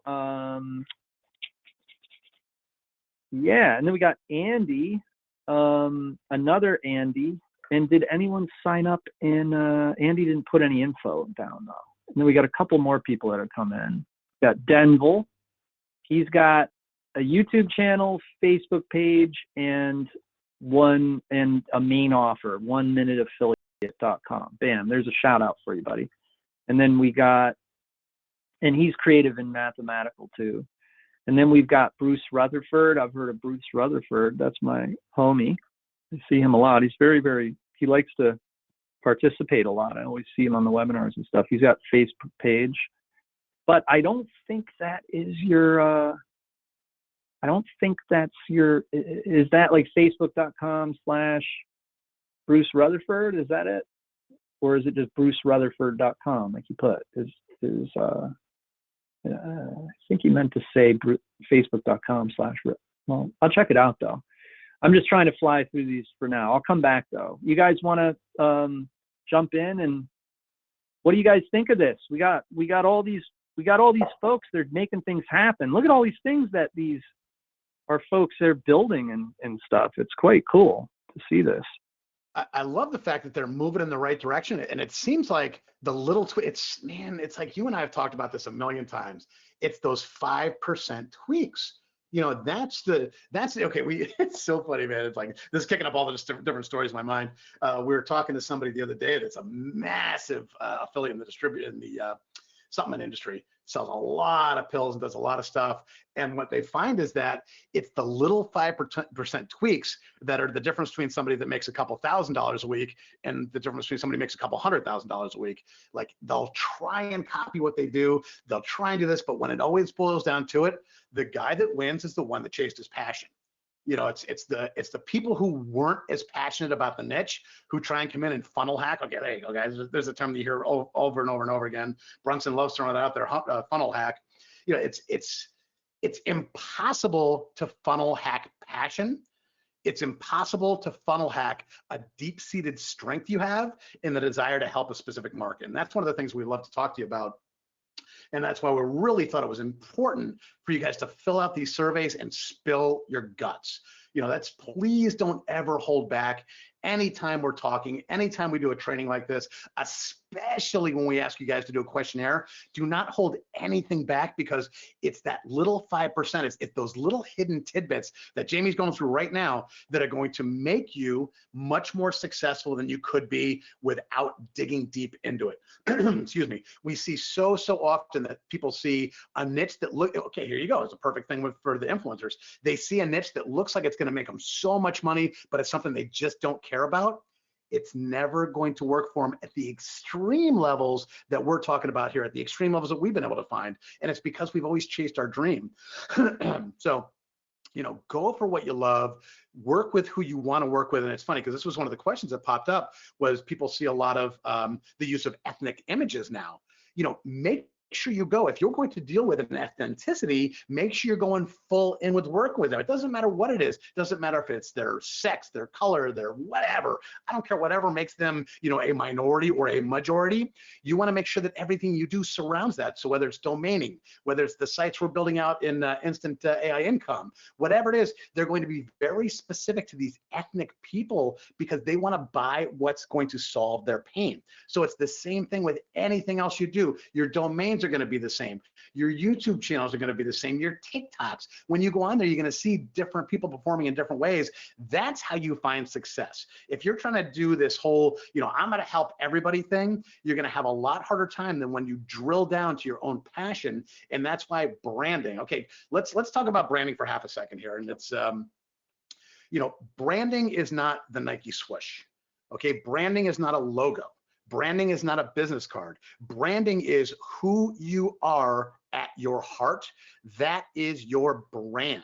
Okay, you can't go to Fiverr and buy your brand. You can go to Fiverr that buys an image that might support your brand, but that isn't branding. Branding is who you are, how you grew up, Where you are yesterday is composed to, or compared to 25 years ago, where you want to be 3 years from now. Most importantly, what is going on in the world right now that you know that you can help with. Okay, that is your brand. Your brand isn't this beautiful color scheme or this groovy logo. Your brand is, I want to help, kids get rid of foot odor, whatever. It could be the most extreme thing in the world, but it's going to come down to your passion. If you've got kids, you're probably the most amazing person in the world at selling stuff for kids. If you've been like Conchetta and me and lost everything, you're probably pretty good at helping people come back from that. I think that that's one of the greatest passions we have. Excuse me, and Conchetta and I actually talk about this all the time, is the reason we love doing this so much is because we've been there. We haven't been to the position where we didn't know how we'd feed our kid. I mean, think about it, guys. We, two of the gurus on this call have been in the last, what was about whenever 2008 was. So what was that 10 years ago? I don't even know anymore. 15 years ago, whatever it was. There were times where Conchetta and I did not know how we would feed our kids. That's why we're so passionate about this, because we were able to take ourselves from rock bottom to, again, being, what we were called the ClickBank couple. It was kind of funny. We were, went from making no money to having a $144,000 a week within a 2-year time period. And again, why am I telling you that? Not to brag, to tell you that you can do it too. We were a normal couple. We had a normal house, normal kids, a normal dog. We drove normal cars, but we found the secret to what made us so passionate. That was how we determined that we were going to launch products in the health niche, because we were incredibly passionate about health. We launched in the real estate niche because that was one of the things that brought us back. We learned a very important real estate investing strategy that brought us back from having nothing to having money in the bank. Most importantly, we figured out how to use the internet to make money from home online. We figured out a couple of different ways to do it as a normal couple, not as gurus, not as friggin' rocket scientists, but as normal people who just determined that when you're trying to sell something on the internet, your most important job is finding the person to serve and what their pain is, okay? Once we determined that, that was what allowed us to have this path to going further, to touching more people, to having that massive influence that we have now, because we dug into our strengths. And honey, I want you to talk about this a little bit more, because Conchetta is such a pro at getting groups of people working together. And again, it could be, a team you're leading at work. It could be a team you've got in network marketing. It could be the team you're putting together of affiliates to support. But Conchetta is such a master team building. Honey, would you mind talking about that for 1 second and talk about how we can help them use their passion to build a team around them that's going to make them more money without feeling like they're sacrificing their souls? Yeah, absolutely. So I just want to jump in and just say, I never feel like I'm selling somebody anything, because we're finding the right niche of people that are looking for the problem we know we can solve, right? And so this is why that one-to-many model that I talked about earlier comes in. And I'm going to just back step for a minute. I love the fact that right here on this call, we're learning all about your strengths, the things that you already have in place. I don't think anybody should be stopped from the success that they are deserving because they don't know one part of the business very well, right? They don't know how to lean in on and ask how to fill those gaps of the things that they don't know. And this is one of the things that when you're building a team and you're listening to everybody's what they're passionate about, we're really going in and we're grabbing the strengths and the things that they do know, and we keep them on that high vibration around the things that they know, because this is what's going to get them out there talking about the subject matter of the transformation that they want to create within whatever niche it is for them, right? So leaning in and being a little vulnerable and asking for help in areas that your strengths don't really shine in is all part of the evolution of growth, right? And I don't think anybody should be stopped because they don't have the right tool or they don't have the right creative aspects to get to that next level or that next step. But when you're working with a team, it's really, guys, listening to what it is that they're trying to accomplish. Somebody comes to you and says, hey, I really need to make some supplemental income right now. And you're leaning into them and you want to understand, what does that journey look like to that particular person? going a little bit deeper into that whole aspect of things will allow you to really open up to some of the questions around, like, how many hours a week do you have that you can do money making activities around? You know, not everybody's going to jump in full time to affiliate marketing or product creation. A lot of people might have a job and they're doing this part time, but if you don't understand at what level they're looking to get involved within the affiliate marketing world or creating their own offers and things like that, then we can't put a strategic business plan around that. So asking those deeper questions is always so important. Understanding what they're already good at, where they can lean into you, and what they need to lean into you for. I think that's the most important aspect of the mastermind. I know back in the day when we first began on this journey, we had our mastermind group. Jamie was part of that mastermind group. We all would lean in on each other and just sort of help each other to understand maybe the gaps, the things that are missing. But I don't want to go too deep down that road. I think just getting really clear again, and I know that we've harped on this a little bit, but identifying, you know, who you are and how you want to show up. And this could be identifying the main problems that your product or your services are, that they can provide, right? It could be a pain point. It could be a challenge that people are having.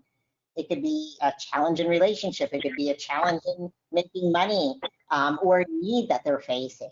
But if we don't ask those deeper questions and we don't understand our audience at that next level, you know, what are the physical aspects of our audience? What age are we catering to? What gender are we looking for?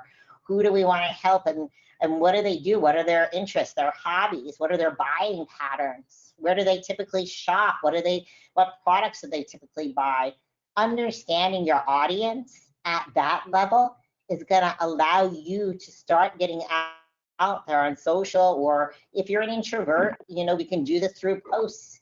But if you are somebody that wants to get known as maybe a professional, a guru, I don't even want to say the word guru, but if you have a few topics that you can really key into, the beauty of this is that people will start to find you, because you're going to show up over and over again talking about maybe 3 subjects and not 10. Because when you talk so broadly about things and you don't get definitive about what your strengths are and why people should come to you for that product, how does your product stand out above everybody else's that's out there?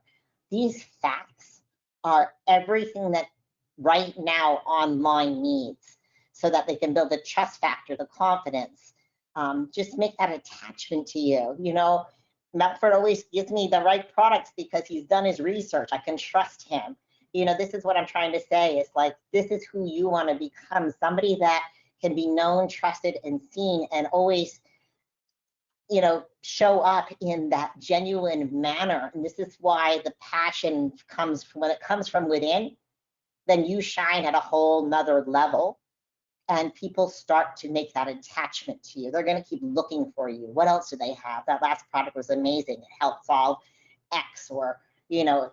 So I think just going deep into that, and when you're working, if you're a coach and you're working with others, going deeper into their desires. It's not what we want for them, it's what they want for themselves, and allowing them to answer those questions from their point of view, and us stepping in and fitting into their life the way they need somebody to show up for them. That's everything, guys. That's where they will keep showing up. They will stay committed not only to themselves, but they will stay committed to even you, your advice. So I want to just kind of say, you know, team building is listening and really hearing what that person is looking to create moving forward. And what Jamie is doing right now, starting to put together some business plans for you. Not everybody knows how to do that. They don't know the daily healthy habits or the weekly habits. Again, like I said, if you have 2 hours a week to commit to your affiliate marketing business, or if you have 40 hours a week, those goals, you know, are going to be different for each of you because you have more time to commit. But if you're out there and you have 2 hours a week to commit to your affiliate marketing business, and you're all over the place and you don't know where to focus your attention, then how can you grow? Sometimes you just need the guidance and just say, hey, you know, you have 2 hours a week. For 1 hour a week, these are the steps you're going to do. This is what you're going to do. For that next hour, you're going to be doing these other things. And this is what's going to move your business forward. Surfing the internet and checking out products over and over again. If you're doing that for 2 full hours and you don't find anything, like, is that really going to move your business forward? What we like to focus on is those money-making activities that will help you to move forward. I don't know if that's what you were looking for, Mel, but I mean, you know, I can go off in different directions, but that's where I kind of wanted to go with that. Hey, Conchetta, I was gonna ask you something too. Do you have any advice for the folks who, you know, they're not creative, so they don't want to get on camera, do any of the YouTube stuff, but they have a niche site, you know, and they're on ClickBank or something. I was going to recommend to them some cross promos, right? Start to get the email marketing going on. And you were like the queen of that. Like, you're a recruiter extraordinaire. So maybe you could give them some ideas on how to recruit affiliates and stuff. Absolutely. So let's just talk about maybe somebody that might have health and wellness in their back pocket for their product or for the transformation. So where does your product fit into? I'm going to go back to the one-to-many model, because guys, when we're reaching out to one person at a time over and over again, that's good. That's movement forward. But is it going to scale fast enough for you? So when you get in and you start searching on social or even meetups and connect with admins that already have groups around the niche that you're looking to get out there. So let me just back up and say they have the proper audience with credit card in hand, ready to buy from them because that person has been a warm leader or influencer for this crowd before you even got to know them. So it's finding those right people that have the right audience that are looking to solve the problem that your product can solve.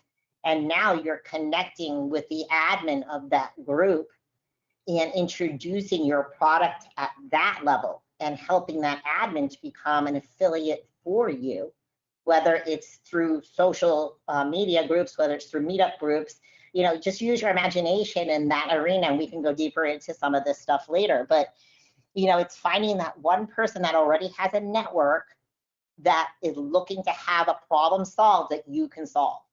And now when you address that one admin, that one professional, and satisfy all the questions on how this can fit in, how this can help, how this will just add value to the amazing things they're already teaching this network of individuals. That's when the magic begins, because now you've just made a new friend in your niche that has an audience for you. And vice versa, because you're building your audience at the same time, so you can cross promote things as long as you're not in direct competition. Obviously, let's just use an example. Like, somebody might have a health and wellness product. Maybe they're doing menopause or something like that for women, and you might have a detox, you know, that you can throw in there and complement their menopause product. Why would you not want to exchange back and forth? You're not in direct competition with one another. And yet each of those products is going to add value to the transformation or to the journey for that woman that's suffering with those particular things. So I know we can go on with this in money-making activities. You know, who are the business coaches that are out there that are already coaching individuals that are looking to increase their income in certain ways? Life coaches. It's finding that one person that already has a network of individuals that need the service that you're offering. Again, it could be a challenge. It could be maybe a relationship product, or, you know, then you go find people that are dealing with individuals and coaching people on relationship problems, and maybe you have something that can complement that. I hope that makes sense. I know. Yeah, it was awesome. Okay. Good stuff. So again, good. All right, I'm going to hand it back over to somebody else to jump in if they want, or I can go more. Yeah, you know, these guys, they were you know, a lot of the time it's always like the traffic part. If they have a website, then it's the traffic, you know, it's like, how do I get traffic? If they have a Facebook group, how do I monetize? Right? Because my man Jeff, I so want to work with Jeff on monetizing his Facebook group. Like Susie's been doing an amazing job, but I got like alternative ideas. You know, like I love coming up with creative monetization ideas for people who have the traffic already. And then if someone doesn't have traffic, then my job is to come up with some creative ideas to get traffic, right? And do it in a way where I'm not like cock blocked, you know, and my students like, oh, I don't really want to do that. Or, you know, sometimes it's like they can't do it, like they're under NDA or they have a job and they don't want the employer to see it or anything, you know? So it's sometimes like, you know, you gotta like, it's like a pathway. It's like an adventure, like, you know, is the best way to put it. Like, and then feel it out, wiggle through, and bam, you have this one thing that we whittled down that we're going to concentrate on and focus on, you know, whether it's, you know, cross promos, you know, you know, because there's plenty of students of mine who are real successful and they don't have any social media stuff going on. They're just entirely email marketers. They go on a forum, they buy a bunch of leads, they import them, you know what I mean? And then there's some types of marketers who are just total extroverts, right? And then there's some marketers in the middle where they're utilizing TikTok and YouTube, but their face isn't even on it. You know, we watched this movie the other day. This guy's probably gonna win an Oscar, man. We like cried at the end, but it was this movie about a dude who he's a teacher at a school, you know, like at a university. He does it from home, and he's real sick, you know, and he doesn't look good, and he's blacked out. He's blacked out on the screen, so the students are like, "What do you look like? What do you look like?" He's like, "Oh, don't worry about that." You know what I'm saying? Like that's the same thing on here. Like, you know, I have a TikTok channel called NFT Grabber, and all it is me filming the screen, and I've been like populating my Twitter from it, like getting ready for a very, very, very, very, very big NFT launch. And I'm serious, like that's one of my best assets. It's a TikTok that has absolutely no personality at all. It's just filming the screen, like literally. So we want to find something, you know, but sometimes here, let me just throw this in there. Sometimes if you don't care about people seeing your face, then easy and natural wins the race. That rhymes, because it, you know what I mean? Like it's like sometimes that's super easy to do. So if you're like a natural with it, do that, because that's easier than like creating the slides or you know, doing technical things. It might be, if you're a creative person, that's why it's so important, because if you're a creative person, then doing videos and stuff or like doing a skit might come totally natural. You crank out a whole bunch of material all at once and then populate a channel and then you're retired, you know what I mean? Like, or, you know, but if you're not creative, then trying to do that, like if you watch like some guru say like, oh, look at all this money I made and this is all you have to do, and then people are like, all right, I'm going to try, but they're going against the grain. They got bad karma. It's just, you know what I mean, not happening.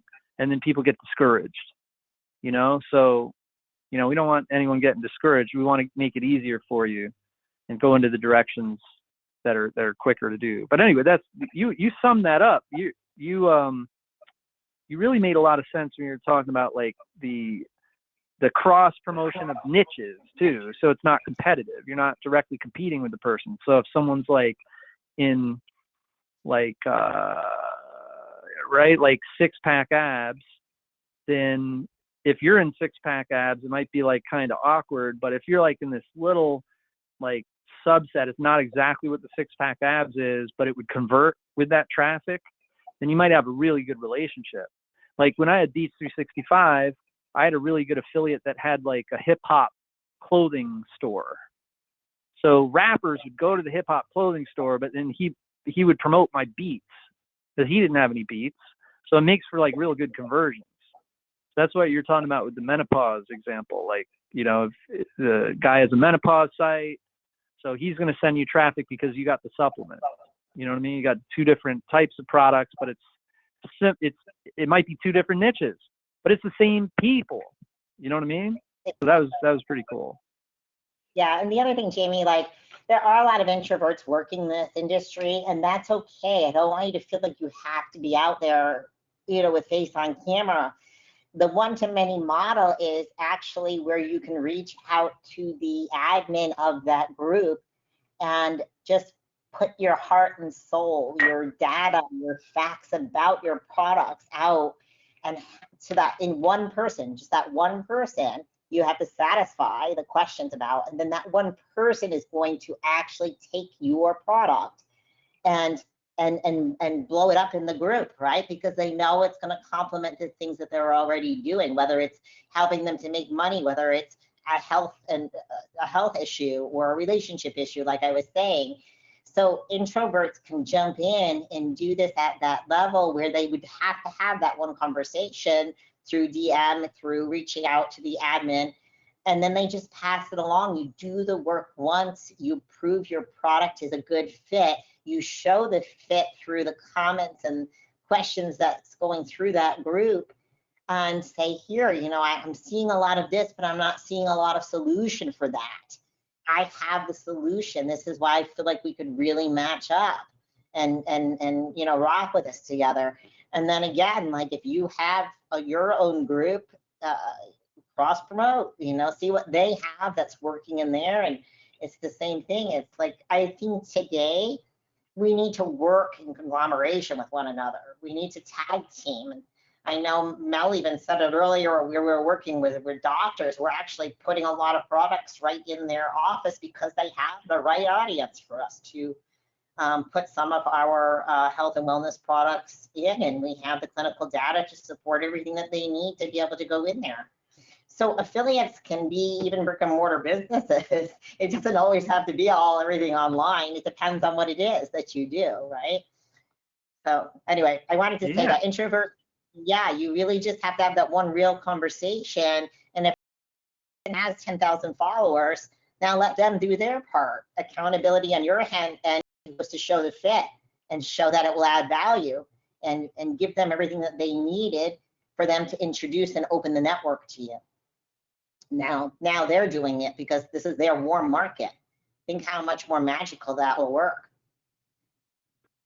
Good stuff. Hey, so one thing I should do here is, we did the niches. You guys have probably been seeing this on the screen, the niches and the monetization. And also, Susie, where are you at? I'm here. I'm just being respectful and listening. And there's other things that I'd like to add, but I was just waiting. I bet you got a lot to say, but I want to hand the mic over to you, but I was going to do traffic sources. Okay, guys? So I'll do that. Susie, what's your thoughts on what we've been talking about? I think ultimately some people are confused. They're like, what is this about? What are we here for? And I think that it's important to understand that the beginning message and the theme of today was to emphasize individualistic lessons when you're working with any kind of a guru, where they take your individuality as a very, very extremely important aspect of what your lessons are going to be. Each person individually has a different need. And I just want you to know that the four of us are teachers that meet you where you're at. And that means that sometimes someone just needs to know how to create an Aweber account and have an email responder. And the next person may say, look, I just want to make memes and I want to do an Instagram account, and that's okay. And Jamie and I are working on building a new product line. And in doing that, I literally made a list of 100 niches. And so it doesn't really matter what you are doing to produce an income. I think that what we want to do today is come to the table and let you guys all know that who you are matters, and what you bring to the table, all of the past experiences you had, that you could build upon those and you can monetize on those. It's just that our job as a teacher to extrapolate them out of you and to make it happen. And for an example, one of my clients, his name is Sky, and traveling all the time. He went to Mexico City in Mexico City in Mexico. And then he was in this other place, and he was like, oh yeah, I'm on a budget. I'm closing on a house. But then he's traveling like 2 weeks out of a month. I said, what are you doing, Sky? He goes, oh, well, I teach. He's like a major karate player in the world, and he literally is like a walking weapon. And people literally like host him at their house to teach them. And so he barters. And so technically he's not making money doing this, because what he does is he says, oh, look, there's a round trip ticket for $1,300. You pick up that, you put me, on your couch, and you feed me for a week, and I'll come teach you. And sometimes he's teaching 300 people on stage. But at the end of the day, he's traveling for free, and his wife goes with him. So sometimes they'll put him in a hotel and they'll pay for all the expenses. So he's traveling for free. And I said, Sky, he's been wanting to do this make money online thing. I said, wait, why don't you just write an ebook about how you travel for free all the time? The guy had it done in 3 days. And not only that, now he's like Sky, the ebook guy. I swear to God, he's literally has about 7 books that he's launched on Kindle since like 2 weeks ago. So the point is that I was able to extrapolate his superpower out of him beyond his little physical body literally being a superpower, and he's on fire. He's like this unstoppable rock just rolling down and up this mountain, and he's the force. And it's exciting to be as a teacher to unrelease the force, because I literally just had to open a door and I said, go Sky, go fly, and he did. So I want you guys all know that individually, we all care about your success, and we accelerate as coaches and teachers by watching our students grow beyond us. That's the goal. We want you to soar higher than us.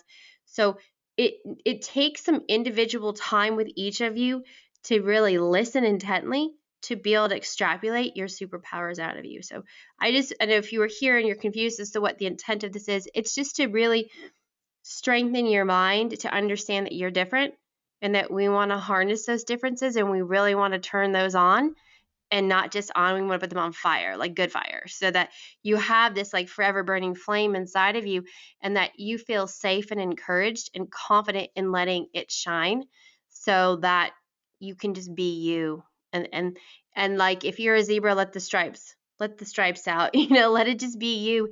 And we want you to be comfortable in your own skin.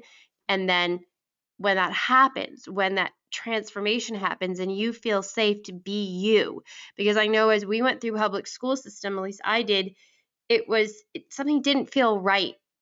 It just didn't feel right. And I couldn't wait to get out. So I went to college early at 16. I did joint enrollment. And when I was done with that first year, I was like, I'm out. I think I took another half year. But the point of it is there was something that wasn't right. I was learning stuff that I didn't really want to learn, and I had to pay for it. I literally had to pay for PE in college. I thought, this is not right here. But there was some kind of like mind warping that went on. And it was like they were trying to pigeonhole me. This is who you are. And this is what you have to learn. And I was like, no, it's not me. So I think it's important that we understand that this is like an adult Montessori school where you come as you are, and we're going to have to release some veils on you that maybe these thoughts of limitations, or that you can't be who you really are. We're going to have to like go through that with you, and then bam, then we could do the technical stuff, and we could just say boom, boom, boom. But we've got to get your brain and your mindset straight. And I'll stop. I'll stop with my ula Right. mind resetting mode. So take it away, Jamie All or right. Conchetta. Well, that was a very good lesson, guys. You learned from that. What do you know? Write it down. Be like Sky. All right. It was like, that's exactly what I was saying. Hey, the guy learned the language in 3 days Well, because he had the incentive to do that. It flowed through. If you keep it real, like, what do I know about? What do I know about that other people don't know about? A lot of the time they want to know what you know. So they're going to pay for that. We're information marketers. All right, y'all. So remember that lesson. You guys, and look, let's be real. People want me to be technical right now. Open up the social media accounts. Like when you're filling out that form and it asks you those questions, you're like, I don't have one. Oh, I don't have one. I don't have one. Make sure you fill all that up. Get as many social media accounts as you can. I mean, heck, I got like 12 TikTok accounts. So make sure that you open up them social media accounts, even if you're in domaining, because we're going to push traffic from those social media accounts like TikTok or whatever take screenshots of freaking GoDaddy or a news article or something like that. A news article is super simple. Like, do a search in Google for like biggest domain name ever sold. Pull out your phone, the TikTok app, take a video of that, start a domaining TikTok channel, and then the next video you do, you'd be like showing your portfolio. Look, I got dope ass domain names, and you just there, boom. It took you like 10 minutes, and now you're getting traffic, and oh my God, I sold a domain with GoDaddy. Right now, when that happens, you all send in the testimonial. All right, we got to get a collage. I want like a massive collage after this webinar. I want like everyone who's still here, like round of applause, and we need you guys to send in the testimonials, because I swear, like, I'm not leaving here until y'all are like 6-figure people. All right, so but anyway, I got off on a tangent. What the best thing that Susie was talking about was, if you have a secret that other people don't know, let them know, but don't do it for free. Thank you. You know what I mean? You can elaborate on it. And if you have a Facebook group, every post would be another elaboration on the subject that you know how to fly all over the place for free. That's your niche. You could do, how do you get rid of bad breath? You know, everyone wants to know that one. Buy it now. Yeah. Well, do I have bad breath through the phone or something? No, I'm just saying that's a good see, even you want to buy it. No, it's one of those things that you see online, like, don't you want to know how to get rid of your bad breath so you can kiss your girlfriend in confidence? And then you got to click here, and then you got to pay $47 for the secret to be emailed you via PDF. Then you find out it's like, eat mint. Oh, that would be It happens. Sometimes what happens, isn't it? I'm the sucker that buys that stuff. They got my Now, $20. the first guru ebook I ever bought, Melford probably knows this character, Chris Carpenter. Melford, do you remember him? Chris Carpenter? Of course. Old school, so baby. that was the first, Melford, that was the first guru product I ever bought, and it was called Google Cash. And nice. It was dope.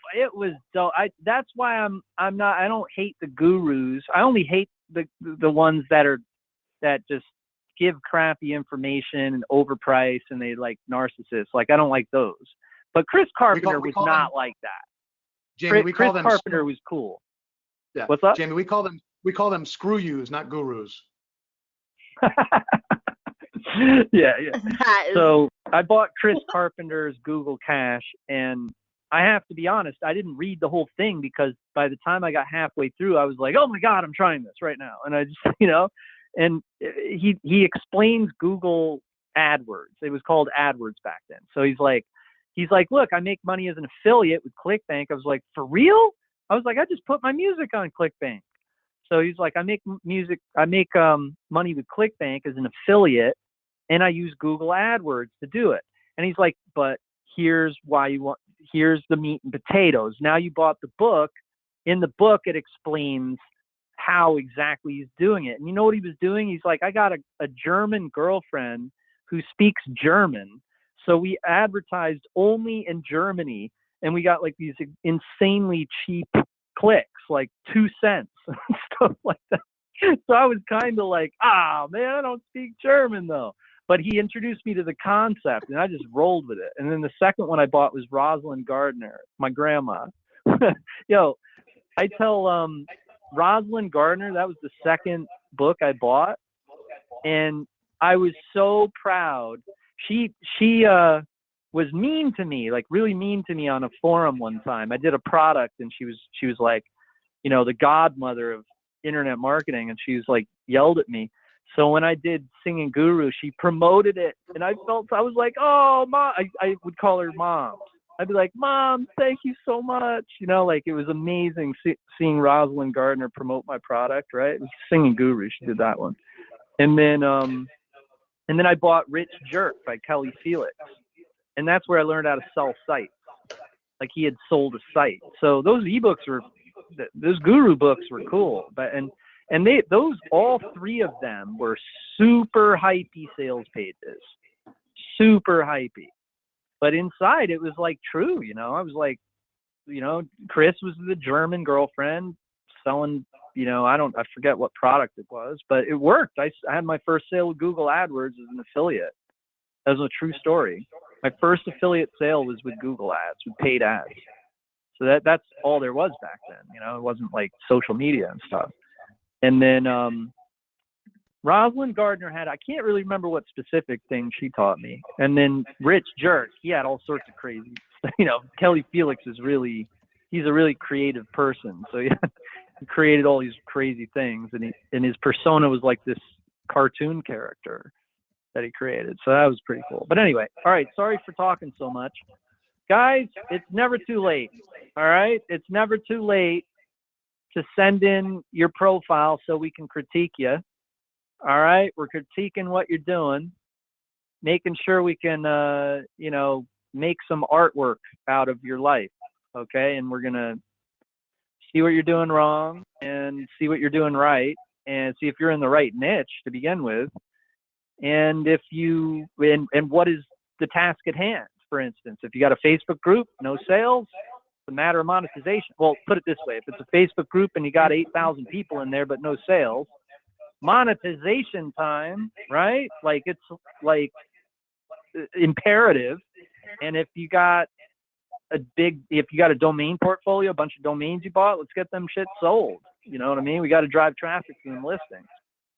So hit up Power Couple Profits. We got Jamie Lewis on the line. We got Melford Bibbins. We got Conchetta Bibbins. We got Susie Lewis.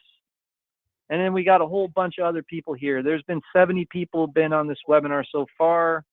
We've been on here like 2-3 hours or something. And let's see how many people are left. Oh, pretty good. Damn good. You must really like this. A lot of value, huh?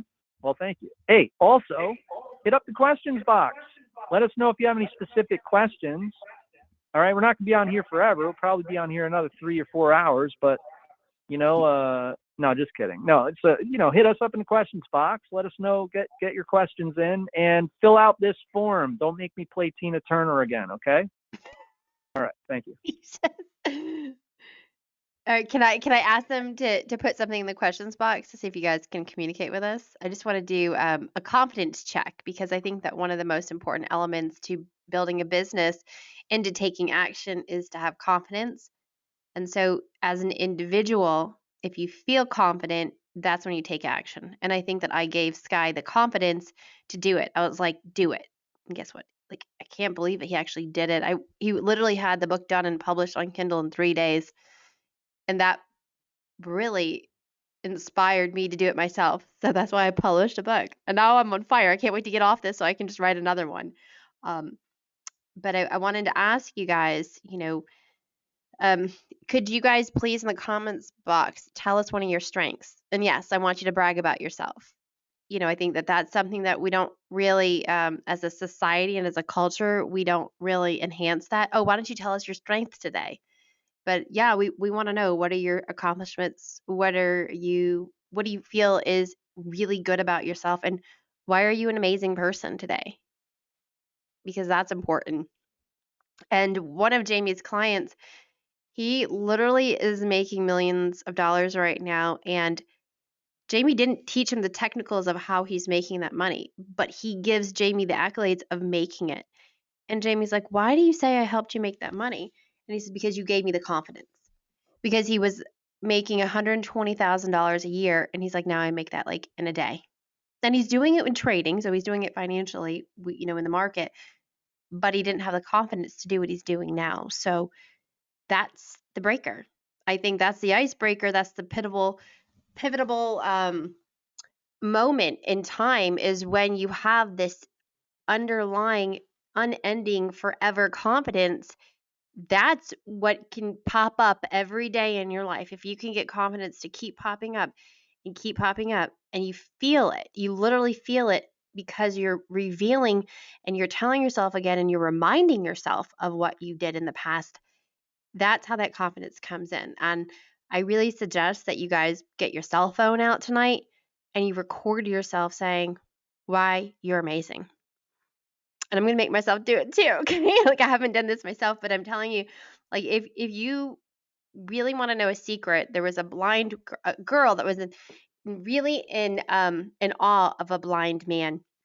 And so she researched, like, what do blind men like her to talk like? She thought, ooh, maybe I should talk sensual. Oh, maybe I should just talk like this or in a tone. And in that research, she found out that people want to hear their own voice.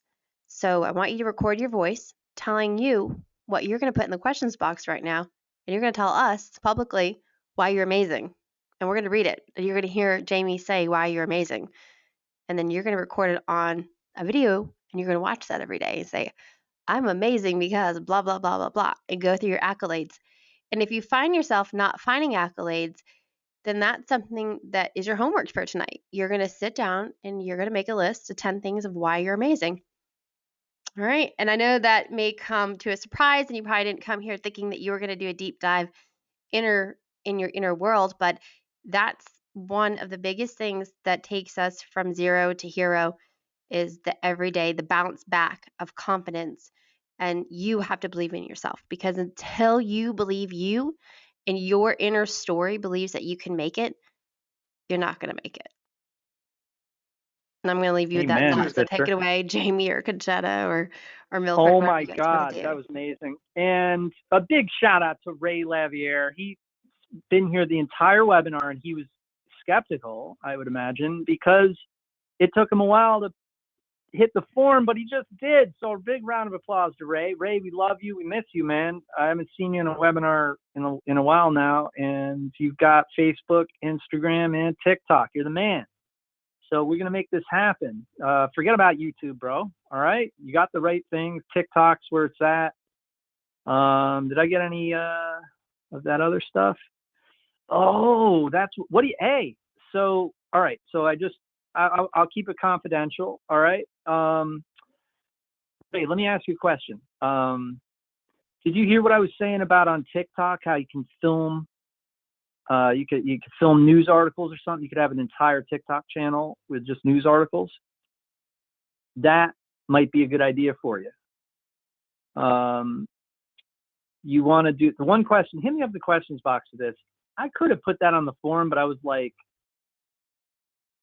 I don't know, but I could have said, what do you want to do? But that really has no meaning, right? I'm supposed to be the person to recommend something, or at least point you in a certain direction. That's the Montessori school type of thing, right? Like I point you in the right direction. So tell me in the questions box, like, are you into affiliate? Do you want to make them affiliate commissions, or do you want to sell domains? What do you think you want to do after? It's fair for me to ask because we've gone over so much stuff. So tell us up in the questions box, like, with all of the, because you got resources, but you say you're non-creative, so I don't really believe that. So you know what I mean? You know what I'm saying? So if you're non-creative and you got the TikTok, then can we do like a domaining TikTok together? What do you think? Like, so where you have a TikTok and you show news articles of domains and stuff that have sold, and then you buy a bunch of domains and you sell those domains from the TikTok. Once you get some good $400 sales for each domain, you bought them for $10, bro, then think about the results. You're going to be sending me a badass testimonial, and then it'll make me richer. All right. So that's my whole motive. No, I'm just joking. No, I mean, obviously every student I make that joke with, they're always like, I have no problem with that. You know what I mean? Yeah. So tell me in the questions box what business model. I would say, since the non-creative thing, it's either going to be, because think about it. If you're like, no, I want to do affiliate marketing, then same thing. You don't need to be too creative with like TikTok. To be creative, it's kind of like you'd think about what I'm saying, like the types of videos I do. You do not need to do those types of videos, like with music and stuff, like, dancing and stuff. You can do just filming the screen, just like a freaking robot, bro. Like, you don't have to have any creativity whatsoever. Just film the screen, the news articles, and then just be like, yo, hit the bio, check out my bio, check out this domain, and then just post the domain name, like edit the text in there, tell them to go to this domain name, or tell them to message you. And that's it. That's the entire business, brother. You know what I mean? If you need any templates, if you need any copywriting, stuff like that, I'm your man. All right. So hit me up after this. And then, Yeah, don't worry about all that stuff, man. Don't worry about all this stuff you've bought. Oh, you've been trying to do affiliate. All right, cool. Well, you do have domain elite. All right, so that's the question with Ray is we got those two candidates of what to focus on. Do you want to go the domain route or do you want to go with the affiliate route? If you go the affiliate route, the one secret little secret thing is what Conchetta was talking about the cross promos. That you have to be a little social with, right? It might not be creative, might not be mathematical, but it's a social thing. So that's where people get real caught up, is when they don't create anything, they don't analyze anything and come up with a strategy like buying leads and importing them. You don't really need to be very, you go on a forum, but the one thing sometimes is that's missing is the social. There's a social block where you're afraid to message people or afraid of people or something. Could that be the case? Or, I would imagine no one has taught you that yet. That's might be what we do to get things rocking. Those social media accounts, you got to be at least like that idea with the TikTok is like incredibly, you don't need to be too creative with that. And then you could do affiliate marketing too. I mean, you can do whatever you want. Just make sure there's a common theme with that TikTok account. And, if it's news, think about it that way, news articles. So you're like basically just reprinting news articles that are geared towards the niche, but just keep it towards that niche and dedicate like as if you're obsessed with that subject.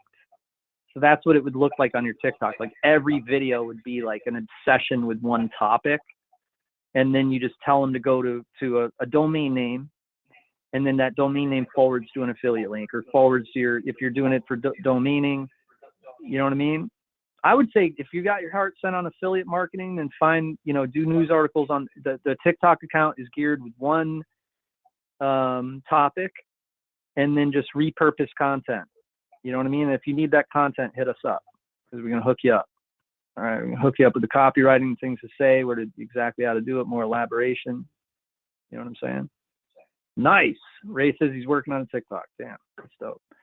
Anthony, I've been waiting to hear from you, bro.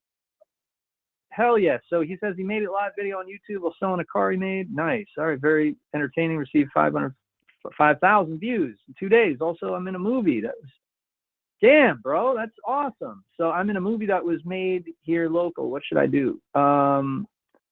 Dude, do you get the drift of what I'm saying? Exactly. You know what I mean? So the thing is that YouTube, did you get any subscribers from the 5,500 views? Because YouTube is subscriber based. So if it's selling a car, jump into that niche, dude. Do another one. Do another video on car sales. Yeah, that's what you do, man. I had SeizedCarHunter.com. You know that? SeizedCarHunter.com on ClickBank. It was like number 5. I was killing it with that. It was a database of seized cars. And I've also taught students who had biodiesel offers, like how to convert your car to biodiesel. I've had like car restorations. I've had clients who were agencies, car detailing, boat detailing. I've had one of those. Like I'm very seasoned with freaking autos, bro. Like I have another student, Oliver. He's cranking with the CPA offers for car financing. So that hell yeah, makes and models. Like I had a Beats website, true story, right? And this Beats website, it was like, what type of beats are you into? Like Dirty South, East Coast, and it's like West Coast, that's like Dr. Dre and Snoop Dogg and everything. Like East Coast, that's like Jay-Z, Biggie, and Midwest is like Eminem's from Midwest, right? But like Twista. So I had like all those different beats, So I took that exact template and I turned it in, and that's what Seized Car Hunter was. Seized Car Hunter was Beats 365, except for cars, and I made the genres of beats, makes, and models. Straight up. It was amazing. You know, the gimmick, and all these other sites started copying that gimmick, and they were real popular in ClickBank until like ClickBank didn't allow them anymore, because we were putting them on Craigslist, selling the crap. I learned, I went into that niche because I was an affiliate for that first. True story. So dedicate everything to that video channel. It probably has, I didn't hear from Anthony back yet, but it probably has subscribers that are into cars. You know what I'm saying? They liked your video. If they liked it, they engaged with it, they subscribed, then that person will see your next video and they'll be like, oh yeah. And that was like, this is the car guy. I remember that video. And then, you know, build up a fan base and just don't deviate from that niche. And then you can sell all sorts of stuff from that channel. Like you can sell the CPA offers for car financing, all that stuff. And there's plenty of like sub niches underneath that. That was a dope ass lesson right there. All right. So definitely do that. And thank you, Ray. You're the man. You got the SaaS. You got my many ads. You said you got Domainer Elite too, man. You're the man, bro. You're buying all my best software that I've created. Hey, Anthony says he doesn't have any subscribers. It's like a record skip moment. Well, do you like that niche? Because if you don't, then don't do it. But if you do, keep doing it. Same as I said. And if you build it, they will come. You know what I mean? I feel like I'm hogging up the airwaves though, so I'm going to pass it over to Mel and Conchetta for a second, but I'll be back. All right, thank you. Well, yeah, first and foremost, thanks for giving that lesson on TikTok, because I know that everybody out there is consumed by the new way of doing things. I mean, it's funny when you've been in the game for so long, you realize that these channels come and go, guys. That's the strength of what we're talking about tonight. Is it doesn't matter if it's Facebook, YouTube, TikTok, MySpace, you know, any other ancient thing that you want to think of that's gone defunct at this point. It's always going to come down to the fact that groups congregate that all care about the same thing. And that's where the beautiful part is with this, is that, you know, granted now it's TikTok, which is weird, you know, I mean, especially if you're a little bit older, it's an interesting way of doing things. But then Jamie told you point blank, you could just do it as a newscast. I mean, it can literally just be a video of a news article with something put behind it. So, you know, a question that's popped up a couple times is, do I have to be good on video? We hear that so often, and it doesn't shock me at all that I heard it from actually 2 people tonight. The 2 people instantly popped in, you know, everybody's talking about video. Do I have to be good on video? No. And especially now, I mean, we're not even going to go into the whole AI thing and the way that videos can be auto-produced right now. But, you know, there's a little bit of technology that the 4 of us have our hands on now that allows you to be able to produce videos.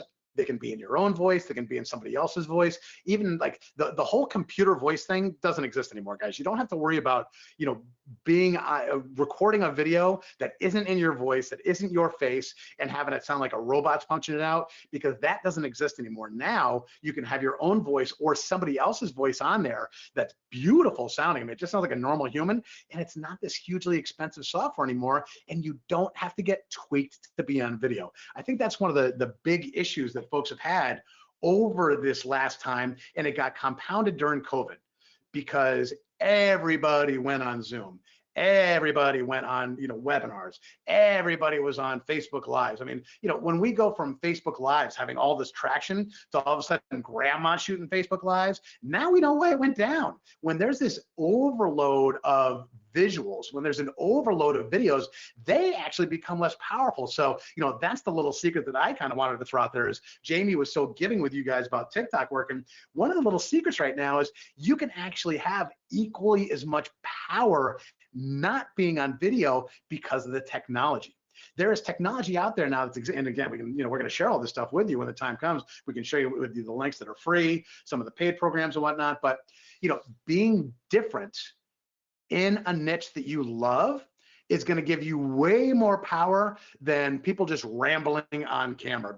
People are rambled out, okay? People don't want to hear rambling anymore. They want to hear you getting to the point, and they want to hear actionable steps. That's what this is, guys. This is an actionable step, whether you're an introvert whether you know, are older, whether you're, you know, I mean, me, I'm, you know, 52 years old, I'm bald, you know what I mean? It's like, I am not Brad Pitt, but because I enjoy being on video, because I'm so passionate when I get to teach somebody, that I love being on video. That's kind of me as this weirdo, that I'm that, you know, sort of 1%er, that I love being on video because that's where my passion draws out. So for me, that's one of my strengths. And I got to talk about it. I apologize for sort of jumping to a different topic here real quick, but one thing that Susie said earlier that really struck me is, guys, where we were talking earlier about, you know, the difference between, like, you know, gurus who are trying to move you forward and people who just want you to do well.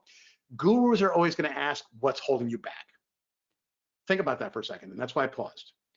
Think about how often does a guru say, okay, what are you great at? Let's run with that. No, it's always, you're bad at this, you're bad at that, you're bad at this. Let me show you how to either do it better, or let me show you how I do it so you can fake your way into it. Susie asked you for your strengths. She wanted to know what makes you feel better about yourself.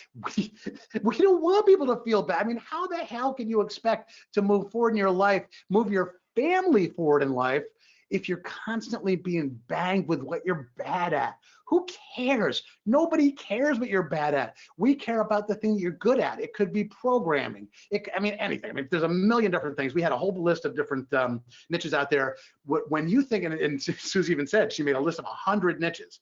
When you're thinking about 100 different niches, there is no way you're not good at something on that list. And it could be something weird. I mean, you probably don't know this, but I'm a Brazilian Jiu-Jitsu black belt. So I am like that guy. I could fly on the country and people would just pay me to teach them. It's not what I choose to do as my living. It's something that I just love doing, and I prefer to do it as a hobby, but it's a strength that I have. That's a profession that could come from that. I just choose not to do it because to be blunt, I enjoy doing this. I prefer teaching you guys how to make your lives better than teaching you how to protect yourselves using jiu-jitsu. And that doesn't mean that I don't love teaching jiu-jitsu. It's just not my greatest passion in life. As you can tell when I'm talking, this is my great passion. This is what I love doing, is taking folks who are close, who have been beaten down, who again have been told to draw out what you're bad at, try and either get better at what you're bad at, or screw it, just follow me, you're not going to be bad at it anymore. Okay, you're not going to get great at these things. The things that are pulling you back right now, you're not going to get better at because some other guru is good at it. You're going to get better because you stop thinking about your drawbacks and you only think about your strengths and how you can capitalize on them. That's, you know, we were talking earlier about Conchetta loving to work with groups. That's one of the reasons she loves working with groups, because when you can raise the level of this group, it doesn't have to be just a one-on-one conversation where you're digging in deep. It can be exactly what we just asked you. Just pop in something that is a strength. Pop in something that you're great at. Pop in something where you know beyond a shadow of the doubt you can make the world better by just doing that. That is your path to TikTok. That is your path to YouTube. That is your path to picking the perfect medium for you to make money, whether it's domaining, whether it's being an affiliate marketer.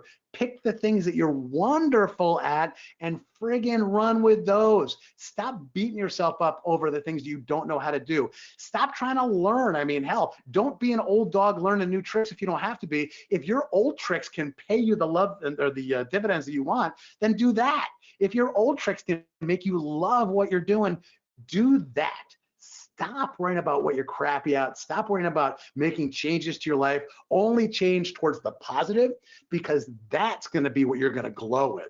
Even if you're not on camera, even if you're just putting out copy, it's going to show, guys. It will absolutely show the passion you have for an audience and for a niche when you actually sit down and write something or record something or put out a product or even choose the products you want to promote.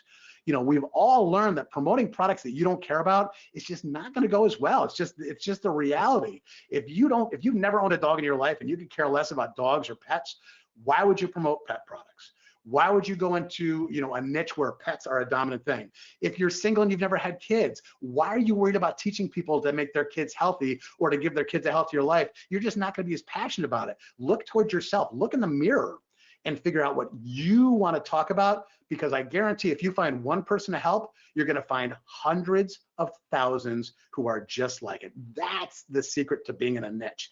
Is a niche is never one person, okay? I mean, you got to go ridiculously deep. I mean, left-handed obstetricians who have one foot and the other foot is missing a big toe, and all this kind of stuff. You don't need to drill down that far. You just need to drill down to your passion and where these people are suffering, and just like Jamie just had, write it down. Okay, I'm going to get off my soapbox for a minute. No, that was amazing. Preach. That's a preach, right? That's a preach. Yo, so Melford, look at this. Yo, bud. I didn't hear you. Look at that Sorry. amazingness. I cropped out the. Oh, beautiful. You guys who filled this out, big round of applause for you. I mean, isn't that beautiful? It's like you got creative, non-creative, creative, mathematical, both, yes, like good stuff. And then this is great. I wanted to also give you guys a round of applause. Are you enjoying the question? Are you enjoying? It's 100%. So you guys are the best. Thank you very much. Clapping with my stomach because I'm holding the phone. But so that was the beginning. And then, as you can imagine, next to this, there's a ton of data on it. I cropped out who these people were, but that's as far as I could go down on the screen, and there's a bunch below this. So thanks so much for everybody for filling out the form. And I'm gonna, we're gonna be closing it down now. So I would say, can you guys just hit up the questions box if you have specific questions, and we're here to help you and mentor you one-on-one. You know what I mean?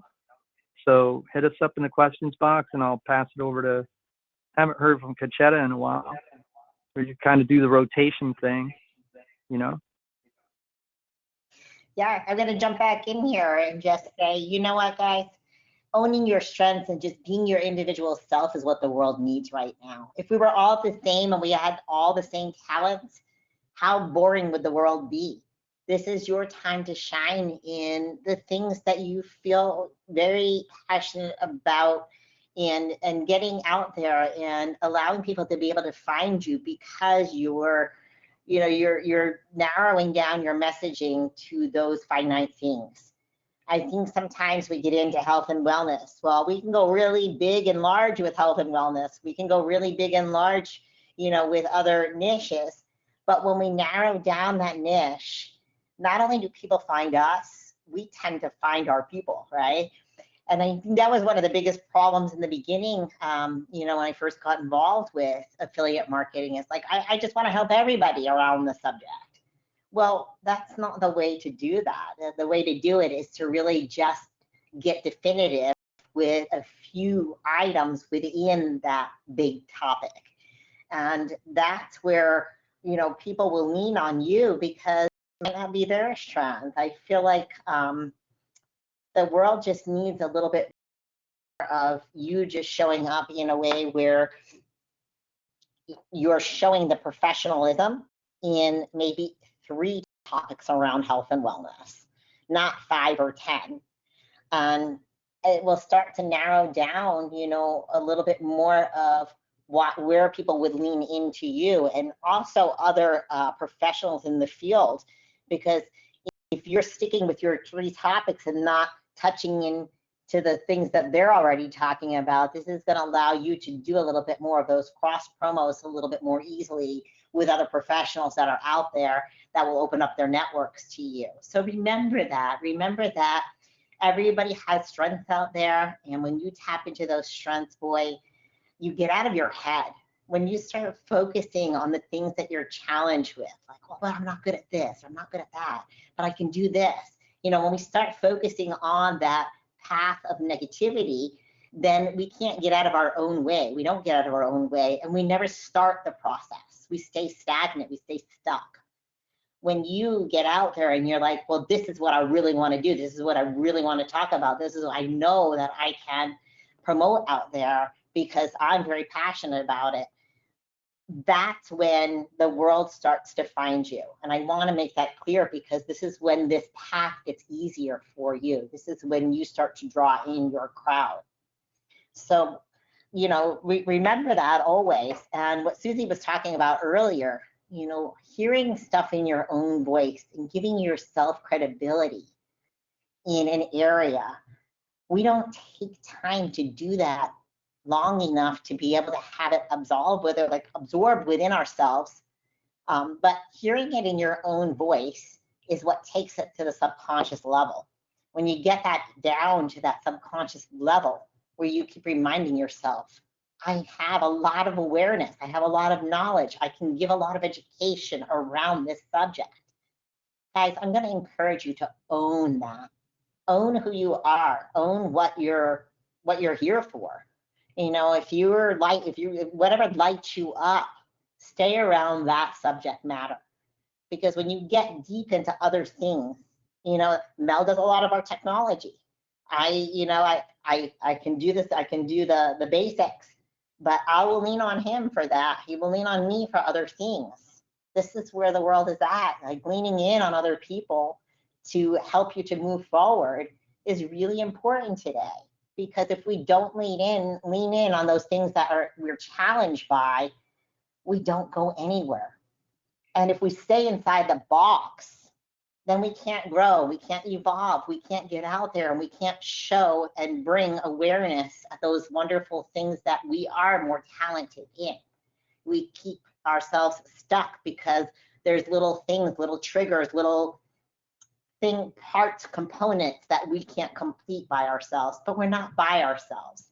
This is why we love the mastermind groups. This is why we love to surround ourselves with like-minded individuals. This is why when we create a group like this, everybody sort of learns from one another as well as the gurus and the mentors that are leading the group, because we all come across things that maybe we don't want to ask, or maybe we even know we have that situation coming up, or how do we get beyond something?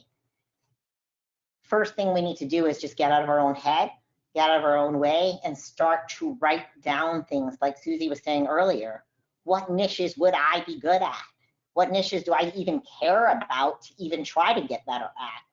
You know, that's a great starting point for some of you that don't know why you're hitting sticking points or walls. And Jamie was saying it earlier. I mean, if you don't like what you're talking about, or maybe you can't move beyond a certain point, or you're not getting the traffic, you know, why isn't that traffic coming? What can I do differently to attract people into this world? Because I am very passionate about it. So what am I not doing?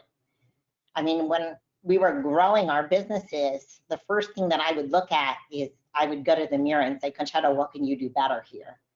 Like, and then when you had a success, you know, what did you do to create that success that you can keep repeating over and over in the business that you have now? So holding on to the things that you know work for you, because again, we're all different. We're individuals. We have individual strengths. We have things that we can lean on to be able to move forward and evolve from. If we stay in that sticking point, that means we're not looking in the mirror to find or figure out, you know, what it is that we're doing that is keeping us in that stuck point. And so a lot of times, you know, if you are an introvert and you need to have a conversation with somebody, sometimes just even recording that conversation and listening to it to see where your strength is within that conversation is a beautiful thing, a beautiful way for you to make that elevator pitch a little bit more firm and a little better, even better for yourself. I know when I first started knocking on doctors' doors and I was trying this new journey that nobody's ever done before in a certain arena, I had to take the hits before I could get the FAQs out there to know exactly what I needed to say and do.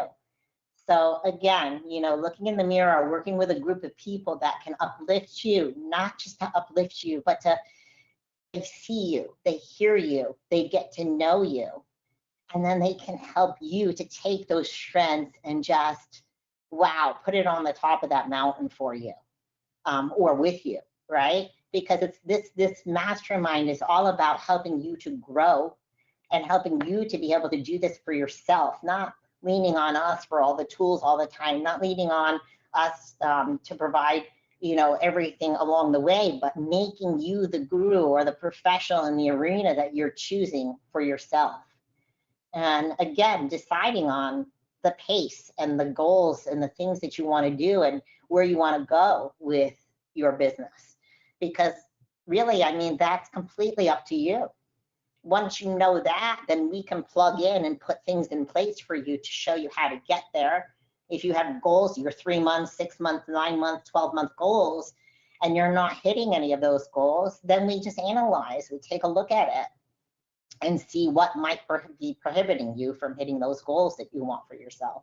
We're all entitled to get out there and to do the things that we deserve. And you know, we have goals and things in mind because sometimes those goals are a must. I must make more supplemental income right now is a goal, and it's a must. And so how do we get there? How do we get out of our way and allow things to just open up for ourselves? That's what these kind of groups and you know, when you have mentoring that are out there, mentors that are out there actually doing the work and leading by example, as opposed to, you know, maybe somebody that hasn't really done that journey before, just trying to teach you something that's not helping you move forward.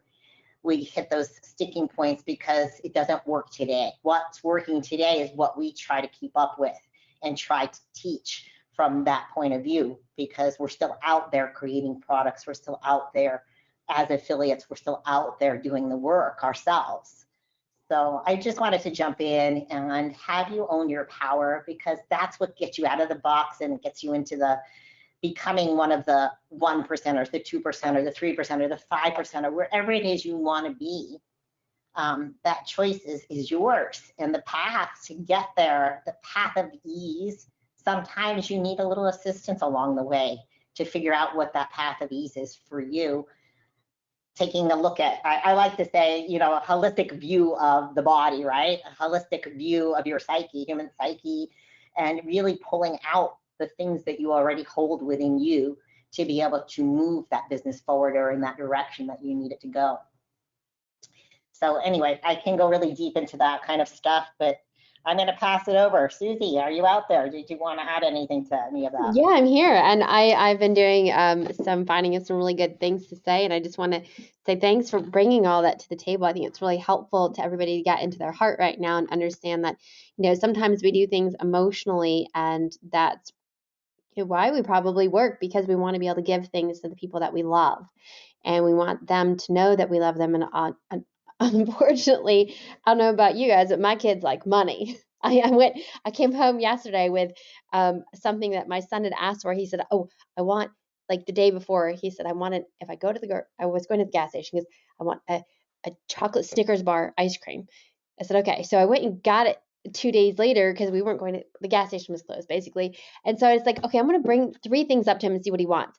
It was a I'm thankful and grateful journal that I created and had printed.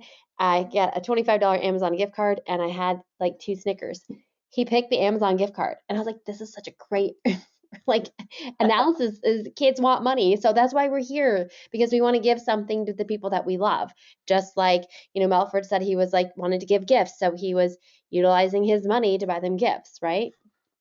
So we're here to make money, but to do that, we really need to jump into our own self-confidence. So I wanted to just bring, you know, the elephant out in the room and say confidence refers to a person's belief in their own abilities or judgment. So in order to get, so I was just doing research while Conchetta was talking, and so confidence isn't something that we wake up with, like ding, we've got tons of confidence. It's something that, you know, you have to actually like develop daily. It's like it's one of those like things. It's not like a pop-up party. It's like you got to continue to bring it up. And so you want to increase your abilities, and it's your self-judgment. So, you know, this is where you need to be in control of your own judgment place. So also I wanted to bring to the fact, it says, I put these little notes for you guys so you can read them too, so it downloads into your brain better. Remember, building self-confidence is a journey, and it takes time and effort. Surrounding yourself, and this is why it's really good to have a positive coach. Surround yourself with supportive people. Spend time with people who believe in you and support your goals. You know, your internet marketing coaches are different than your friends at church or school or at the grocery store or the mailman, because we specifically have gone to places that you want to go, especially, you know, everyone here, all of the gurus with me tonight have gotten somewhere that you want to go. And so it's a different kind of supportive person. And collectively, between the four of us, we've really reached so many boundaries, beyond boundaries. And so you really want to select the people that are going to be supportive on an emotional level, on a self-confidence, self-respect, but also that can take you there. So that you can provide for your family. Also, visualize your success. So visualize yourself achieving your goals and succeeding in your endeavors. You can only bring about what you can think about or you can see. So dream about it. Write it down. I'm doing some modules right now, and I have little blanks that says my ideas, and then I have sketch my ideas, and then I have exercises, fill the blanks, because I'm trying to get the students to really like print the printables and fill them out and engage. And I want to extrapolate things from your head, because something happens miraculously if you write it down. It's like you achieve it. So I know a lot of wives here say, I want my husband to do stuff. And the first thing other women will say to you if you're in wife land is, you got to write a honey-do list. If you didn't write the guy a list, he's got nothing to check off. Guys like lists. So make a list for yourself, and make it a small list, because let's go back to that other thing. It says, you have to, your confidence is going to become you're going to get confidence from your belief in your own abilities or judgment. So if you check that box on that honey-do list, you're like, dun, da, da, da, da, da, honey, I did it, yay, right? And she's like, yes, acts and services, yes, you're amazing. So, do the same thing in your business. Just write a very simple, obtainable list. And then I'm going to get to that thing. It says, take action. Take small steps towards your goals, even if they feel intimidating. So do small to-do lists for yourself, right? And then learn from your failures. Failures is a natural part of the learning process. It can be an opportunity for growth and learning. And they're really fun to talk about. Things when you make big, big failures, always say, like, just fail forward. Just let yourself fail, because there's this concept that we have to succeed all the time. But no, once you get burnt with your Google ads because you didn't put like the target audience, and suddenly you didn't understand how to toggle like what your daily amount should be, or if you put $300 and it spent $300 in 1 hour, you're like, whoa, I'm not going to do that again. But now you have a story. You can say, look, you can learn from me because I did the mistake. And I would rather hire someone that had more mistakes than successes, because I truly would believe the person more, and I would trust the person more if they had the failures. So the last thing I'm going to say is take action. So take small steps toward your goals. Even if you think that they're too tiny, they're not going to make a difference. One step at a time, and you're going to get there. You're going to get there. And then practice self-compassion. Treat yourself with kindness and compassion, and don't be too hard on yourself when things don't go as planned. Sometimes those detours are the funnest things, and that's kind of how I met Jamie. Is my daughter was 13 and wanted to go to the little town fair, and she said, oh my God, I want to go. And I was like, oh, I don't want you to go by yourself. It's going to be dark. So I had to go as a single mom again for like the 5th year in my life. Felt like such a loser. And then out of the blue comes this guy, Matt Savia, and Jamie. And Matt had been telling me, oh, I want you to meet this guy. And I was like, no, that guy's crazy. I saw him in some video in the grocery store parking lot. He looks crazy. I don't want to, no way, I don't want to meet that guy. So that was like a sidetracked city, right? So just be ready for some little magical things to happen. And then you guys know what happened at the end of the story. Here we are. So to end this, it's just be compassionate towards yourself and own all the good things and the bad things. And just know it's a daily. Nobody wakes up every day feeling confidence. And I think that was a pretty good discovery for today, so that you understand that is going to be the leading force in your success, and that it is something that everybody works on daily. And the thing to get that to pop up in your brain to say, I got this, I can do this, is just to constantly just give yourself small tasks and check the boxes. And that's it. I'm so looking forward to meeting all of you and helping you develop you, and then putting you with a buy it now button all over you. And I don't mean that in that weird way. No, that came out kind of bad, but it's all about a buy now button. And one other thing I do want to bring up to the table is, guys, I've published this book. It's an ebook, right? It was like $4.99, and this is the greatest experience ever. I sent it to all my friends and family, and I did it specifically because I had this day of research, and I got stuck in all these people's like sales pages, and I thought, okay, fine, I'm gonna watch this sales page. I'm gonna take it all the way because I'm gonna deconstruct it and recreate it for my own product. And I realized so many of them like to say the accolade, I'm a number one seller. I'm a book published. I've got a book published. I'm an author. And I thought, what the heck? I'm going to do this. I'm going to be a published author. Do you know it was like such a mindset switch for people? Now that I have a published book on Amazon Kingdom, I want to say Kindle, Kindle, it's like my friends are like, dun, dun, dun, dun, there comes Susie. She's an author. Well, little do they know, the only two people that bought it were my aunt and my personal trainer. I thought that was adorable, right? Maybe more. I haven't seen it yet, but but my friends, they love to critique it. They're like, oh, but Susie, it says it's only for 13-year-olds to 18-year-olds. I'm like, oh, okay. You don't even have to write the best thing ever because guess what? They're not going to ever read it. A lot of people buy things, they don't even open it up. But guess what? You got their money. I know it seems silly, but guys, just put it out there and then keep putting it out there. When I say a buy it now button, I created something in a few hours. I sent it to Fiverr. I paid the guy $23 to create it so that I could upload it Kindle. I want to call it Kindle. Kindle. It's technically called KDP, Kindle, whatever it is, Amazon, whatever, Amazon ebook land.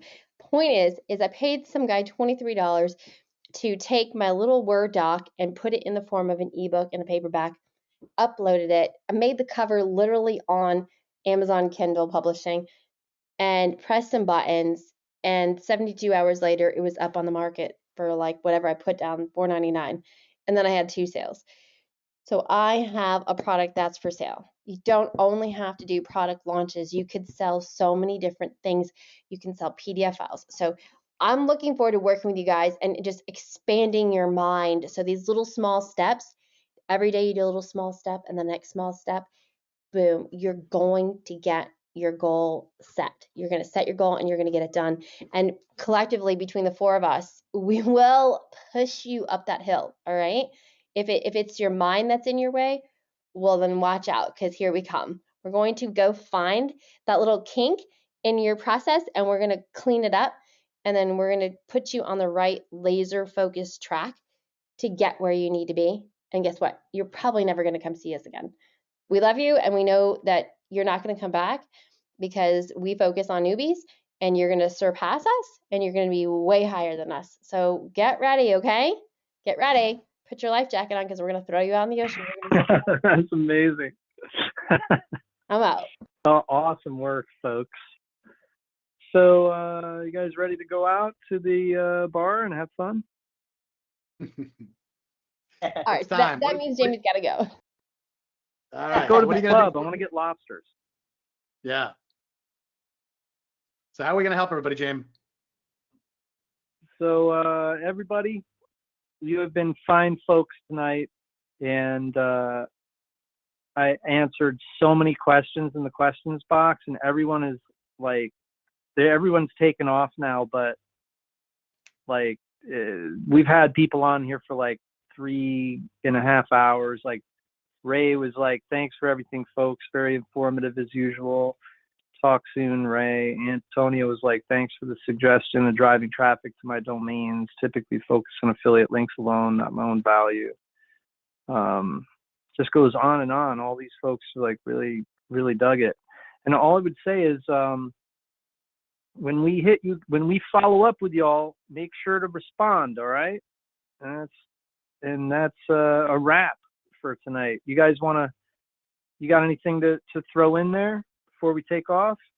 We're going to follow up with you guys regarding all this data and apply a good strategy and help out with templates and all that. So on that said, I want to go out and get something to eat because my stomach is growling and stuff. Jamie, are we going to get on there? Are we going to text them back? Yeah, so we'll text y'all with the strategies and stuff, and then just so make sure you got all your data in there. All right. Do you want them to VIP our phone number so it doesn't go into their junk text land, or do we know what number we're going to text them from? Yeah, I mean, mine is 203-895-5266. Okay, so Jamie and I, if we're texting you, our area code is going to be 203. And Conchetta and Melford, what's your zip code there? Your area code, not zip code. We're going to be coming from 347. We still have our Brooklyn phone number, even though we live in Florida. Nice. All right, guys. So Nice. 347 or 203, that would be Conchetta and Melford, or Susie and Yeah. Jamie texting you directly. Yeah, exactly. So the most important part I just want to say, and just one last thing from me, guys, is that please do your homework. Please figure out the niche you want to be in, who you want to serve, what you love to do, and fill out the survey at powercoupleprofits.com. Okay. If we can just have those 4 little pieces of information, we can then help you to move forward with these business plans, because that's what Jamie put together. And I just wanted to say that word out loud: business plan. Okay, oftentimes people think, I'm going to be launching something online, I'm going to be an affiliate marketer, I'm going to be a domainer. What do I need a business plan for? I just got a couple of steps. The business plan is part of you. It's figuring out what you want to do, figuring out your strengths and how you can accomplish it best. And that was one part that both Susie and Conchetta mentioned earlier that was so nice. It's the little things, guys. Jamie mentioned, oh, you're missing this social channel. That might sound like a little thing until that social channel makes you $1,000 a day. Okay, so it's the little things that make these huge modifications. So please, we're going to reach out to you and we're going to deliver your business plan to you, but we want to make sure that it's all filled out completely. So please do your homework and please make out you filled out that questionnaire. And that's it. I'm going to stop being a mom, but I do need to say the quote one more time, because I've never heard it before and it blew me away. Like, the first time I ever heard this quote was when Jamie put it up on the slide, and I just love it so much. So I got to say it one more time. Everybody on this call is a genius. But if you judge a fish by its ability to climb a tree, it will live its whole life believing that it's stupid. Guys, everybody on here is a genius at something. Let's get you paid for that genius, and let's help people out. The more people you help, the more you change the world, the more your life is going to get better. That's it. That's it for me. I can't say it any better. I love it. Have a great night, guys. We'll look forward to you in text. We'll see you in text land. Yeah, same here, guys. And the last thing I'm going to with is just judgment out there. Sometimes that's what stops us. But judgment, I want you to remember, is just somebody else's point of view, and everybody is entitled to a point of view. And that's interesting. Thank you for sharing that point of view with us. So don't let people out there stop you from being the best version of yourself. And I'll leave you with that. Jamie, I'm sorry, you were. Yeah, so we'll see everybody later. Right. One last thing. I'm so sorry. I have one last thing I promised. Trust in one's competence and can be built through experience, skill development, and self-affirmation. I want to hone in on that skill development. Once you feel amazing because you've developed the skills to press the button and turn into an ATM, that's huge. You will have the confidence and you will be able to develop any monetization skills. You will be able to hone on that, right? So the skill development is key. Skill and competence. You got it. So that's it. I just want to touch on the skill development because these guys on here have the skills to pay the bills, and they recreate themselves constantly, and their modalities are able to mold with what's coming on. Just like Melford said, TikTok, boom, boom, boom. He knows that he's going to learn TikTok. He's going to learn the next thing and the next thing. So it's a team effort, and let's get you skilled up so that you can pay the bills. Yeah. Okay, and that's it. I'm out. All right. Nice. All right. We'll All see right, you. guys. Well, we appreciate it. We're going to get a hold of you. So that's it. We're all getting tired. We know that. So guys, we've given a lot to you tonight, but we got so much more because now we can drill into you specifically. Okay, that's the point. Is we've been talking, and yes, we've been talking to you individually, but it's been talking to an audience so far. Now is when we're going to talk about your specific business and those little tweaks that can help. And again, guys, if we can't help you, we're not gonna. But if we can help you with these little tweaks, we want to be there for you to move you forward as fast as possible. So be on the lookout for those texts from us. The texts are going to show you exactly the business plan that we put together for you and how you can move forward with that thing in your own pace, in your own strength. So that's it, guys. Thank you so much for being on tonight. We really appreciate it, and we'll be talking to you soon. All right. We'll see you guys the next few days on Textland. Take care, All right, everyone. bye, Enjoy everyone. the